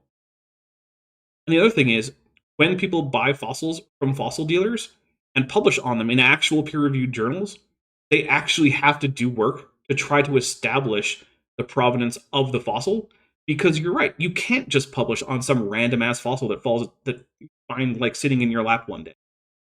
That's why papers about fossils that are published that were found by fossil hunters who didn't take proper paleontological controls go in depth into figuring out things like what other microfossils are there, what characterizes the sediment, where was it bought, where did the person say it was found, how can we correlate the lithology of this particular matrix that surrounds this fossil with the lithology of various known fossil-bearing strata. Are there any index fossils that are also in the matrix that we can use to help identify the strata? That's why all that happens. You know what National Geographic didn't do with Archaeoraptor? Any of that. Yeah. Because they're not geologists. They don't know how to do any of that. They're a bunch of editors and top sci writers. Not geologists, not paleontologists. And that's the thing, is the fact that we found out so quickly, like on initial examination by any paleontologist, that Archaeoraptor was a composite, that right there should increase your confidence, because we know how to figure out a fake, which means we know how to figure out not a fake. with a pretty high level of accuracy, right? It's the same thing. Like, no one's likely to come up with a fake, like, I don't know, Michelangelo painting. You're like, oh look, I found a long lost Michelangelo painting, and then actually have it be fake, because you know what? Art historians know what to look for. They know how to tell if something's a fake, and they're getting better at it every day. The same is true in paleontology. We're getting better at figuring out how people fake things. We know why they might fake things, and we're better at detecting it. And yeah, I do also think it's a problem that there are so many people just out there collecting fossils for sale. It reduces the value of those fossils for science, not necessarily monetarily, but it does reduce it for science because there aren't proper controls taken. There isn't the proper amount of context preserved. And yeah, it's a problem, but it's not an insurmountable problem that makes those fossils useless. And the Archaeoraptor example is an example of why it's not an insurmountable problem. Because the problem was surmounted, in fact, in that case. And so they kind of broke the rules of science. You know, you need Who's the they, though? The fossil seller? Yeah, okay, that's true. He also probably broke the laws of China, because you're not supposed to sell fossils from China outside of China. He sure did do that. Actually, it's probable the person who bought it actually is the one who broke that law. So, whatever. But, National Geographic? I mean, yeah, sure, they broke the rules of science, but they're not scientists. The guy who ended up owning the fossil, also not a scientist. So yeah, if you want to argue that a whole bunch of non-scientists didn't follow proper scientific controls, that's true. But no paleontologist was involved in any step of that process. All the paleontologists who got involved said, no, this is bad.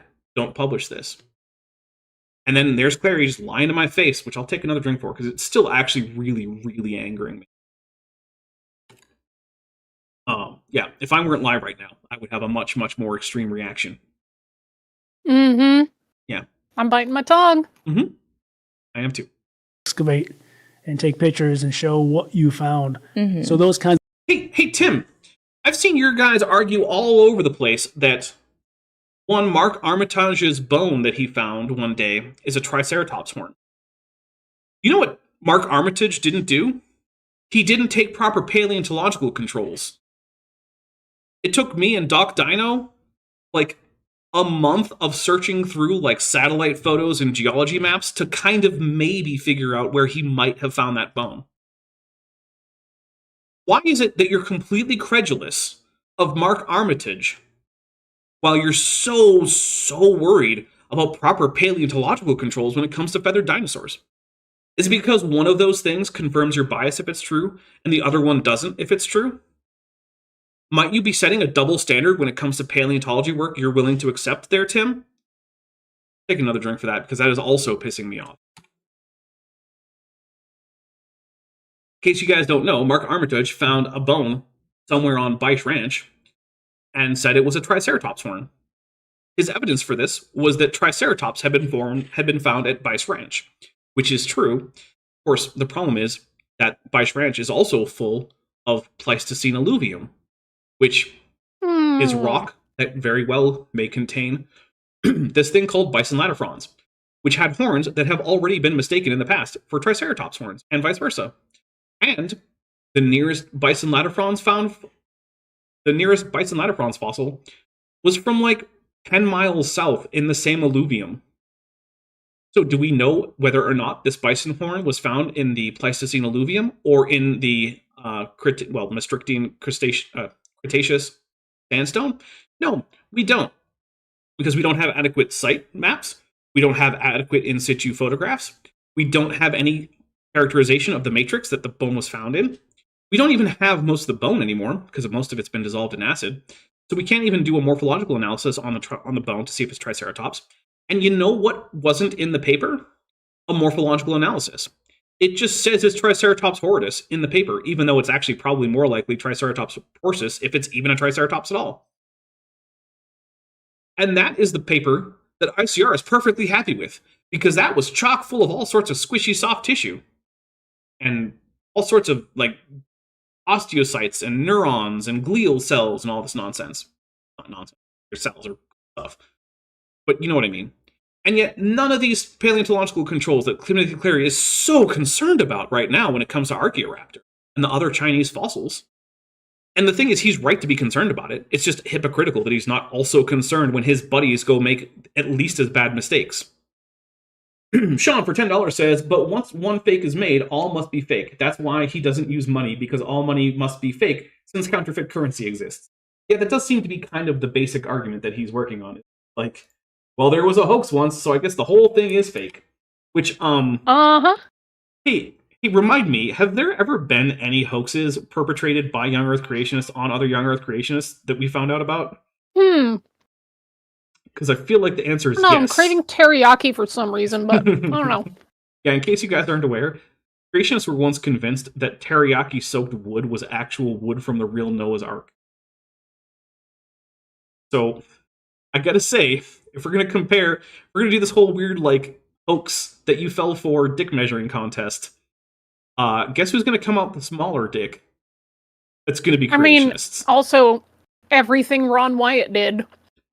Like, literally. The guy was just a walking fraud. Sure, buddy, you found the actual living blood of Jesus, just we can't see the lab results. Sure. Yep. You're gonna release those photos any day now. You definitely found the Ark of the Covenant. All the people that were with you that definitely also took photos are gonna release them any day now. My favorite is that he claims to have found, like, the Ark of the Covenant underneath the Garden Tomb in Jerusalem, which, one, the Garden Tomb Association, which operates that as a non-profit, says no, he didn't. So there's that, which they would love to have the Ark of the Covenant. They're just lying. Nuh-uh. Yeah, they're an evangelical Christian organization. They would love for the Ark of the Covenant to be down there.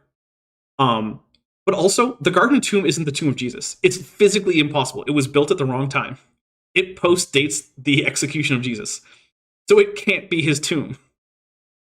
So what Ron basically did was he walked into a random, like, 2nd or 3rd century tomb in Jerusalem, which wouldn't have even been in Jerusalem when it was built. Because Jerusalem wasn't that big back then. Although it would have been Aelia Capitolina anyway, but whatever, it doesn't matter.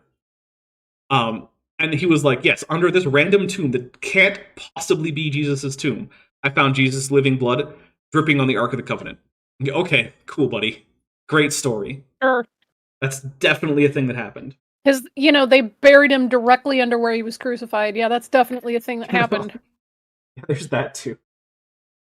James the Mad Duncan, who's been a member for 22 months, says, yes, Mark Armitage, the guy who used a tax map to define the location of his discovery. Yeah, that's also true. The location he gives in his map, at first I didn't recognize it, because it's not any form of, like, location designation that I'm familiar with. Normally, you just give GPS coordinates in papers now, which are just, like, decimal latitude and longitude. Right, so you give, like, degrees, and then instead of going into minutes and seconds, you just go with a decimal number. Which, okay, that's perfectly adequate for a sitemap. Instead, he used, like, the county tax surveying grid.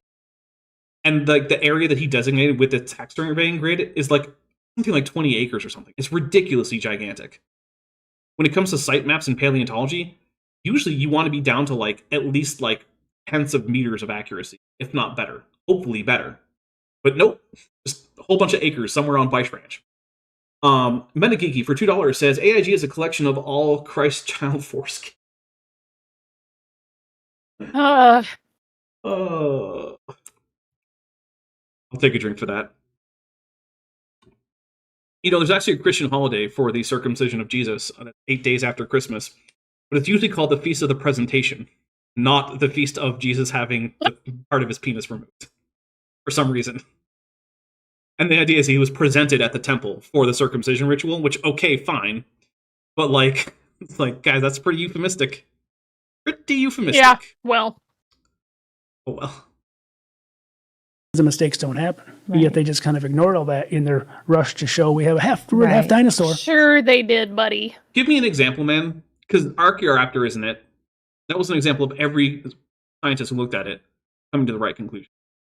There aren't any actual examples of this. This is why he has to go to Archaeoraptor. Because when there are actual examples of this, like Piltdown Man, right? That was an actual thing that fooled actual scientists back in the day. All over it. All over it. Why doesn't he have a real example for this? It's because it didn't happen. Even if it did happen, hoaxes happen. Like we said, to young Earth creationists especially, they love a good hoax. because they fall for them all the time. Because remember, the reason why he's okay with Mark Armitage not taking proper controls, but he's not okay with these Chinese fossil finders doing it? It's because of bias. He doesn't care about all the hoaxes that have been perpetrated against young Earth creationists that they fell for hook, line, and sinker. That they're just so gullible. Mm-hmm. Because his bias means he doesn't care about those. He does care about, like, the 3 hoaxes, only 2 of which are actual hoaxes that he can think up that anyone in evolutionary biology fell for. One of which they didn't fall for. He's got, like, Piltdown Man, Nebraska Man, and Archaeoraptor. The only one that actually was a hoax that scientists fell for was Piltdown Man. Nebraska Man wasn't a hoax. Most people never believed it was a hominin anyway. And Archaeoraptor, literally no scientist fell for, ever. Mark Agamotto 1313 Smith for $2 says AIG is a satchel of AIGs with a Godzilla and a tunic. We'll take a drink. Thank you very much. All right. Here's our proof. Here's our transitional fossil, but yet it was just a hoax. The whole thing was just a hoax, and they ended up spending $70,000. Okay, but it was a hoax, part of which was itself actually a transitional fossil, right? That's the great thing. It's like if I tried to hoax a fake hominin by, like, combining the upper half of, like, Australopithecus afarensis and, like, the lower half of, like, I don't know, Homo heidelbergensis, and I was like, look, a brand new hominin. It's like, okay, yeah, but it's still made of 2 different transitional hominins, so they're both still evidence. But that's the thing that I love the most about Archaeoraptor. Is, like, it was still evidence for the evolution of evidence for the evolution of birds from dinosaurs, because that's what Microraptor is. Oh. Just 2 fossils that were glued together that really are totally unrelated to each other. Well, I mean, no, because they're both dinosaurs, so they were definitely related to each other. But whatever. They were definitely not the same species. They weren't even the same family. So, depending on exactly what we mean by related, okay, fine. But it was a half bird and half dinosaur. Yeah, so that was... No, it wasn't. It was no bird, because Microraptor isn't a bird. It was all dinosaur, but it was 2 different dinosaurs. True. They thought it was. It was a DIY They saw what they wanted fossil. to see. They saw what they wanted to see. I'm just going to take a big old chug for all that projection, because that is a lot of projection. Woo! Imagine being Timothy Clary and complaining that other people are only seeing what they want to see. Amazing. Wow. Savage, they're evolutionizing our kids' Cobra for $9.99, says AIG is a bag of dongles with 28 fewer letter. Thank you. I'll take a drink for that. And I will update the donations counter. I don't think we're going to hit Ben getting into a free pizza, which means I'm going to have to think up what I want to do for lunch. Maybe it'll be taquitos. Taquitos are really good. Taquitos and hot sauce. Yay. Wow. So then what do we actually see in fossils? Like, what does the evidence show us that dinosaurs actually look Okay, well, like? I'm going to go back to my geology roots, talk about geology, and dig in. I do a little bit of paleontology in my spare time. But if you look at the first bird, Archaeopteryx, which was found in the 19th century, the very first bird, and still today, some people, it may be the first bird in the rock record, first bird that was buried in the flood. We're not going to super get into all of the problems with flood geology and how it absolutely fails to explain any aspect of the fossil record. But my goodness, that is quite the claim. Because I couldn't fly really that well, so I kind of got trapped in this. So why aren't the turkeys down there too, then, Tim? I just said we weren't going to do this, but now I'm doing it. Tim, what's up? Why don't we have any Jurassic turkeys? Why is that? They're not good flyers. What about Jurassic ostriches? They're not good flyers. What's up with that, Tim? We're not going to ever learn. That's just a mystery. Don't worry about it. Certain level in the Jurassic. So it's in what's called Jurassic layer rocks, which are the middle rocks of the dinosaur bearing strata around the world. The dinosaurs I found in Triassic, Jurassic, and Cretaceous, kind of in that order from oldest, first deposit to the youngest. I like that little Freudian slip where he's like, oh, nope, that sounded way too much like what's actually true. Gotta back it up. Back it up. You see what you're doing. Not over millions of years, but of course, maybe just a few weeks of the flood or so. Hey, Shanti, you ever heard the term ichnofossil? Yeah. Okay, So for those of you who might not have heard that term before, ichnofossils are traces of animal behavior rather than animal bodies. So we're talking things like footprints, body impressions, burrows, scratch marks, things like that. Those are ichnofossils. Now, one common kind of ichnofossil is footprints. I'm sure all of you have heard of dinosaur footprints preserved in rocks. So one of the interesting things about footprints is that they have to be pressed into soil or some sediment that is moist enough that the impression will actually have, like a reasonable chance of looking like a footprint instead of just a depression, but not so wet that it just is just a pile of just mud that will collapse immediately and won't preserve any detail. And also, before it gets covered by other sediment, it needs to lithify to the extent that it won't simply be erased by that additional sediment. And we know that lithification both takes time and releases heat. How much of that lithification do you think young Earth creationists account for in their flood models? On a scale from 0 to none. Yeah, exactly. They don't even talk about it. Fossil footprints are completely impossible under any flood deposition model for the fossil-bearing strata of the Earth. Absolutely precluded. They just don't care. Mark Agamotto 1313 Smith says, or Jurassic kiwis with a Mothra. We'll take a drink for that. With that one, I'm willing to give them a kind of a pass because the smaller an animal is, the less likely it is to be preserved in the fossil record for the most part. So that's why I picked two relatively large birds. But yeah, I mean, there should be some kind of flightless birds that are in modern kinds with Archaeopteryx, right? Why wouldn't there be? And the answer is there should be. But nonetheless, we do see this true bird in Jurassic rocks. Well, well, it's not a true bird. It's not a true bird according to the classical definition for bird, but it's a true bird if you just decide that anything with pennaceous feathers is a bird. So-called most bird-like dinosaurs, these theropods like the T-Rex and the raptors, velociraptor, they're found in Cretaceous rocks, well above the Jurassic. Right. So if you're an evolutionist, you believe there's about 40, 50 million years of time between when you had real birds, then you have the most bird-like dinosaurs above that. Why would you have birds? It's like having the grandson before the grandfather. Okay, no, it's actually like having, take a drink for Godzilla. What it's actually like is finding your third cousin 4 times removed in a graveyard while you're alive. That's more like what it's like. So we'll talk about that in just a second after I read this super chat. Savage, they're evolutionizing our kid's Cobra for $9.99 says, I believe the answer is less than Booger Allah? I am not sure what that is. Is that German? I'm just missing the German. Maybe. I'm not very good at German. All right, so why is this? Well, it turns out that during the Jurassic, Coelurosauria, which is the group from which birds evolved, was actually a fairly minor component of most ecosystems. And they were relatively small. In fact, originally, Coelurosauria was erected as a waste bin taxon, small theropods. Now, it has later ceased to be a waste bin taxon. But yeah, originally it just meant anything that was kind of small and theropod.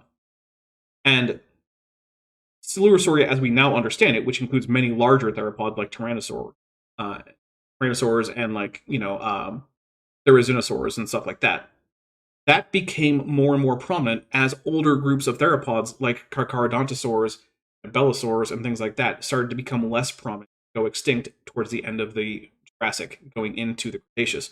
And by the late Cretaceous, we find that most other groups of theropods have ceased to be prominent members of any ecosystem outside of South America and parts of Africa. So we don't find lots of Carcharodontosaurs in North America or in China or Europe. Instead, we find that they are predominantly taken over by Coelurosaurs, which, while they existed earlier in the Jurassic, were relatively small and relatively rare members of any given ecosystem. Which means we should expect to find more Coelurosaurs of various sizes and types and different lineages. And so all of these near bird lineages simply didn't go extinct. Because remember, when birds evolved, it didn't mean that all coelurosaurs turned into birds or all the other coelurosaurs had to go extinct. That's not how evolution works. You want to see a modern example of organisms that have an entire evolutionary lineage of morphology lined up right in front of you that are all still alive. You can look at Signathiformes, which is a group of ileost fish that live primarily around Australia. You get things like trumpet fish, which are basically just normal fish, but they have fused jaws, kind of like a seahorse. Then you can get to things like pipefish, which have an elongated body like a seahorse, but they can't do things like grip things with their tail. They don't generally do male brooding. They don't propel themselves primarily with their dorsal fin like a seahorse does. Then you can get to sea dragons, which do primarily propel themselves with their dorsal fin like a seahorse, but they don't have prehensile tails, and some of them do different amounts of male brooding, where the male is the one who actually broods the eggs. And then you get to the actual seahorses that have the elongated body, the dorsal fin-driven swimming, the prehensile tail, and universal brooding by males. All alive today. That's just what happened in the past. What happens today is what happened in the past in terms of evolutionary biology. Not in the very individual particulars of this particular lineage, but the idea of that pattern of having more basal morphologies continue to exist and create their own lineages that will eventually go extinct at the end of the Cretaceous. But that is all that this is. And so, yeah, if we want to find lots of coelurosaurs, especially larger ones that are more likely to be preserved, it makes sense that it's in the Cretaceous when they start to be able to become big because they have, adaptive radiations as things like Archaeodontosauros and things like that start going extinct.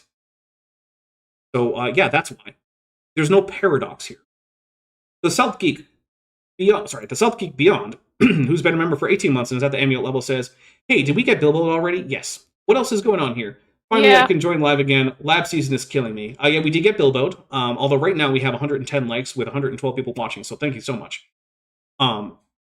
We are also dunking on Timothy Clary for hypocrisy, projection, lying. Savage, they're evolutionizing our kid's cobra for $4.99, says, Dr. Tim is showing us how big the fish that got away was in this freeze frame. Yeah. The thing is, I actually did have a real fish that got away because I was fishing with a bamboo pole and it broke the pole. And yeah, that was really disheartening. I was like, oh no, this is actually a fish that got away, and I can't actually talk about that because like no one ever believes those stories. We're gonna think you're full of it. All I have is a broken bamboo pole, which the place that I rented the bamboo pole wasn't super happy about. Whoops. Wasn't even my pole. I don't know if I don't think I specifically paid for it. I was just at the campground and they had them. And like, broke the pole. I was like, well, I didn't. The fish did. Okay. It doesn't make any sense. Mm-hmm. You can't have the ancestor before the... Yeah, that's because none of these are the ancestors of birds. That's not how transitional forms work. Take a drink, and now I'm going to have to explain what transitional form is before we get out of here, because we're at about that time. So a transitional form has a transitional morphology. So it has some traits that the later group has lost that are ancestral to the larger group from which you're seeing the transition. And it has some of the traits that the later group has that the older group generally lacked.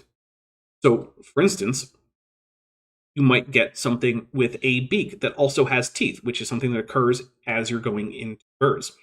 We get some animals that have both. Transitional. Now, ancestral is a different thing. Ancestral actually means this is physically the ancestral group from which a later group evolved. We can almost never determine direct ancestry just from the fossil. It's virtually impossible. It's occasionally something we can do when we have an exceptional series of fossils of many individuals from extremely closely related species. We call those chronospecies, and there's a few different examples, but only a handful, right? I think there's like maybe 4 or 5 groups for which we can really make a good case that we have chronospecies on our hands. One is some of the various Chasmosaurine Triceratopsians. One is the genus Thalassocnus, which was a group of aquatic sloths. The waters around South America. And some people have argued that maybe some of the Homo species, like the genus Homo, might form chronospecies. And there was one new one that was recently argued for, and I don't remember what it was, but I have the article saved to go look at again. So except for those very exceptional cases, we never actually expect to be able to identify ancestor-direct descendant relationships directly in the fossils. And we are very unlikely to have found the actual ancestor. What's more likely is that we found representatives of larger groups of species, all of which we don't have, which represent the transition that had to have happened. So transitional does not mean ancestral. It has never meant that. They're different concepts. They're related concepts, but they're not the same concept. An ancestral form will be transitional, but there is no requirement that transitional forms be ancestral. That's just Clary making up his own conflation between these two things and then demanding that scientists actually have his conflation between ancestral and transitional in mind when they're talking about transition. And I'm sorry, but that's just not going to happen. Scientists don't care about you. They're not going to change their standards to meet your absurd word games. Because they don't care about your word games, even if they knew about them, which most of them don't. Because again, remember, most scientists working in fields like paleontology and evolutionary biology don't even know that you exist. What's that Mad Men? Yeah, the Mad Men memes clip where he's just like, I don't think about you at all. Yeah, that's Timothy Clary talking to the scientists like, I hate you.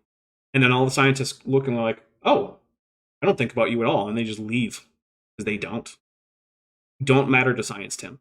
The only reason I'm here is because I'm not a scientist doing work.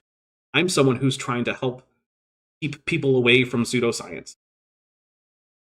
So, yeah, we're going to start wrapping things up here because we are slightly over time, in fact. So, Vishanti, do you have anything coming up that you want to tell people about? Actually, I was going to give a special shout out to Joshua Geese, who generously provided some items off of my wish list, or wish list, if you're feeling fancy. So, at the moment, Joshua Geese is my only patron and has just been very generous to support me even when things have been kind of rough for me schedule-wise. But now that the high holidays are over, my schedule is loosening up and I will be able to kind of get back into the things that I was, not able to devote a lot of time to. Awesome. So, shout out. Well, thank you very much, Joshua Geese. And thank you, Joshua Geese. Yeah, Joshua is also a very, very frequent contributor to this channel. Financial support. Thank you to. Okay, over on my channel, let's see. On a Tuesday, we've got Jackson with Jackson coming up. Then on Thursday, we have The Banana Man Cometh, my so far only video about Ray Comfort. So, if you ever wanted to see me talk about Ray Comfort, the Banana Man, well, the Christian Banana Man, there's also an atheist banana. Hey, that's the video for you. Then on Saturday, my plan is to be back here continuing with this video because we're only about halfway done with it. And Vishanti is, of course, invited. Yay! So, I am currently thinking it's more likely than not that she'll be here. What do you think, Vishanti? It's looking pretty likely because the only reason I was here today is because I have somehow injured my knee from, I guess, walking all these neighborhoods for voter canvassing, and I am unable to continue to aggravate that, so I am currently seated in my own home, not walking neighborhoods, so yeah, that will most likely be the case next weekend. All right, well, in that case, yeah, also, that reminds me, if you are an American, lives in the United States of America, or abroad and has access to things like absentee ballots, the United States federal elections for president, for several senators, representatives, as well as many local elections are coming up here on, what is it, the 5th? Yeah, the 5th. November 5th. Yep. Yeah. So, it's probably too late to register to vote in most places. Some places do have same-day registration, though, so if that's one of those places, please do get registered if you're not already registered and you're an American who can vote. And make sure you vote by the 5th. I have technically failed in my my goal to get my mail-in ballot out before today, but I plan to have it out well before the 5th. And also, the 5th is a Tuesday. We will be streaming, and we're going to be doing a break from the election stream, where yay! Do not talk about the election or the candidates unless that comes up in the video we're responding to or something like that, right? And even then, no election result news, no talking about debate performances, how many electoral college votes anyone has, none of that. If you do that, you will be timed out. So this is a break from that coverage. Because, my goodness, am I going to need a break from that coverage? And I feel like a lot of other people will too. So that is what we're doing on the 5th. Yep. That being said, I think that is basically it for us. If you are interested, if you are a channel member or a patron and you are you like hanging out with us, Bent and I will be watching Power Rangers Jungle Fury over on the Discord. We're going to be watching the final 4 episodes of that season. And so come hang out with us for that. And with that being said, thank you so much, everybody. Thank you for your generosity. And we'll hopefully see you all. Bye! Bye! Hey, before you leave, I just want to take a second to thank my patrons and channel members, especially those pledging $20 or above. Ben Tovend, Phil Cavara, Tapioca Weasel, Whispers, North Texas Fossils, John Ackerman, Strawberry Vein, Dr. Tapioca Weasel, Elron Teller, Horseflesh, Ian Chen, Calvin Brostig Van Manen, Landon Knoll, Mabbity Babbity, Sphincter of Doom, and Ballas. It's because of my channel members and patrons whom you're seeing on screen that this channel can stay afloat. Without you, it would all shut down. If you want to join the team, there's a link to join the channel below this video, and there's a link to join the Patreon in the description. On the Patreon, you can get a 10% discount for pledging annually, and either way, you get early access to virtually all of my scripted videos, often 3 to 5 months before they come out for the general public. Thanks for watching.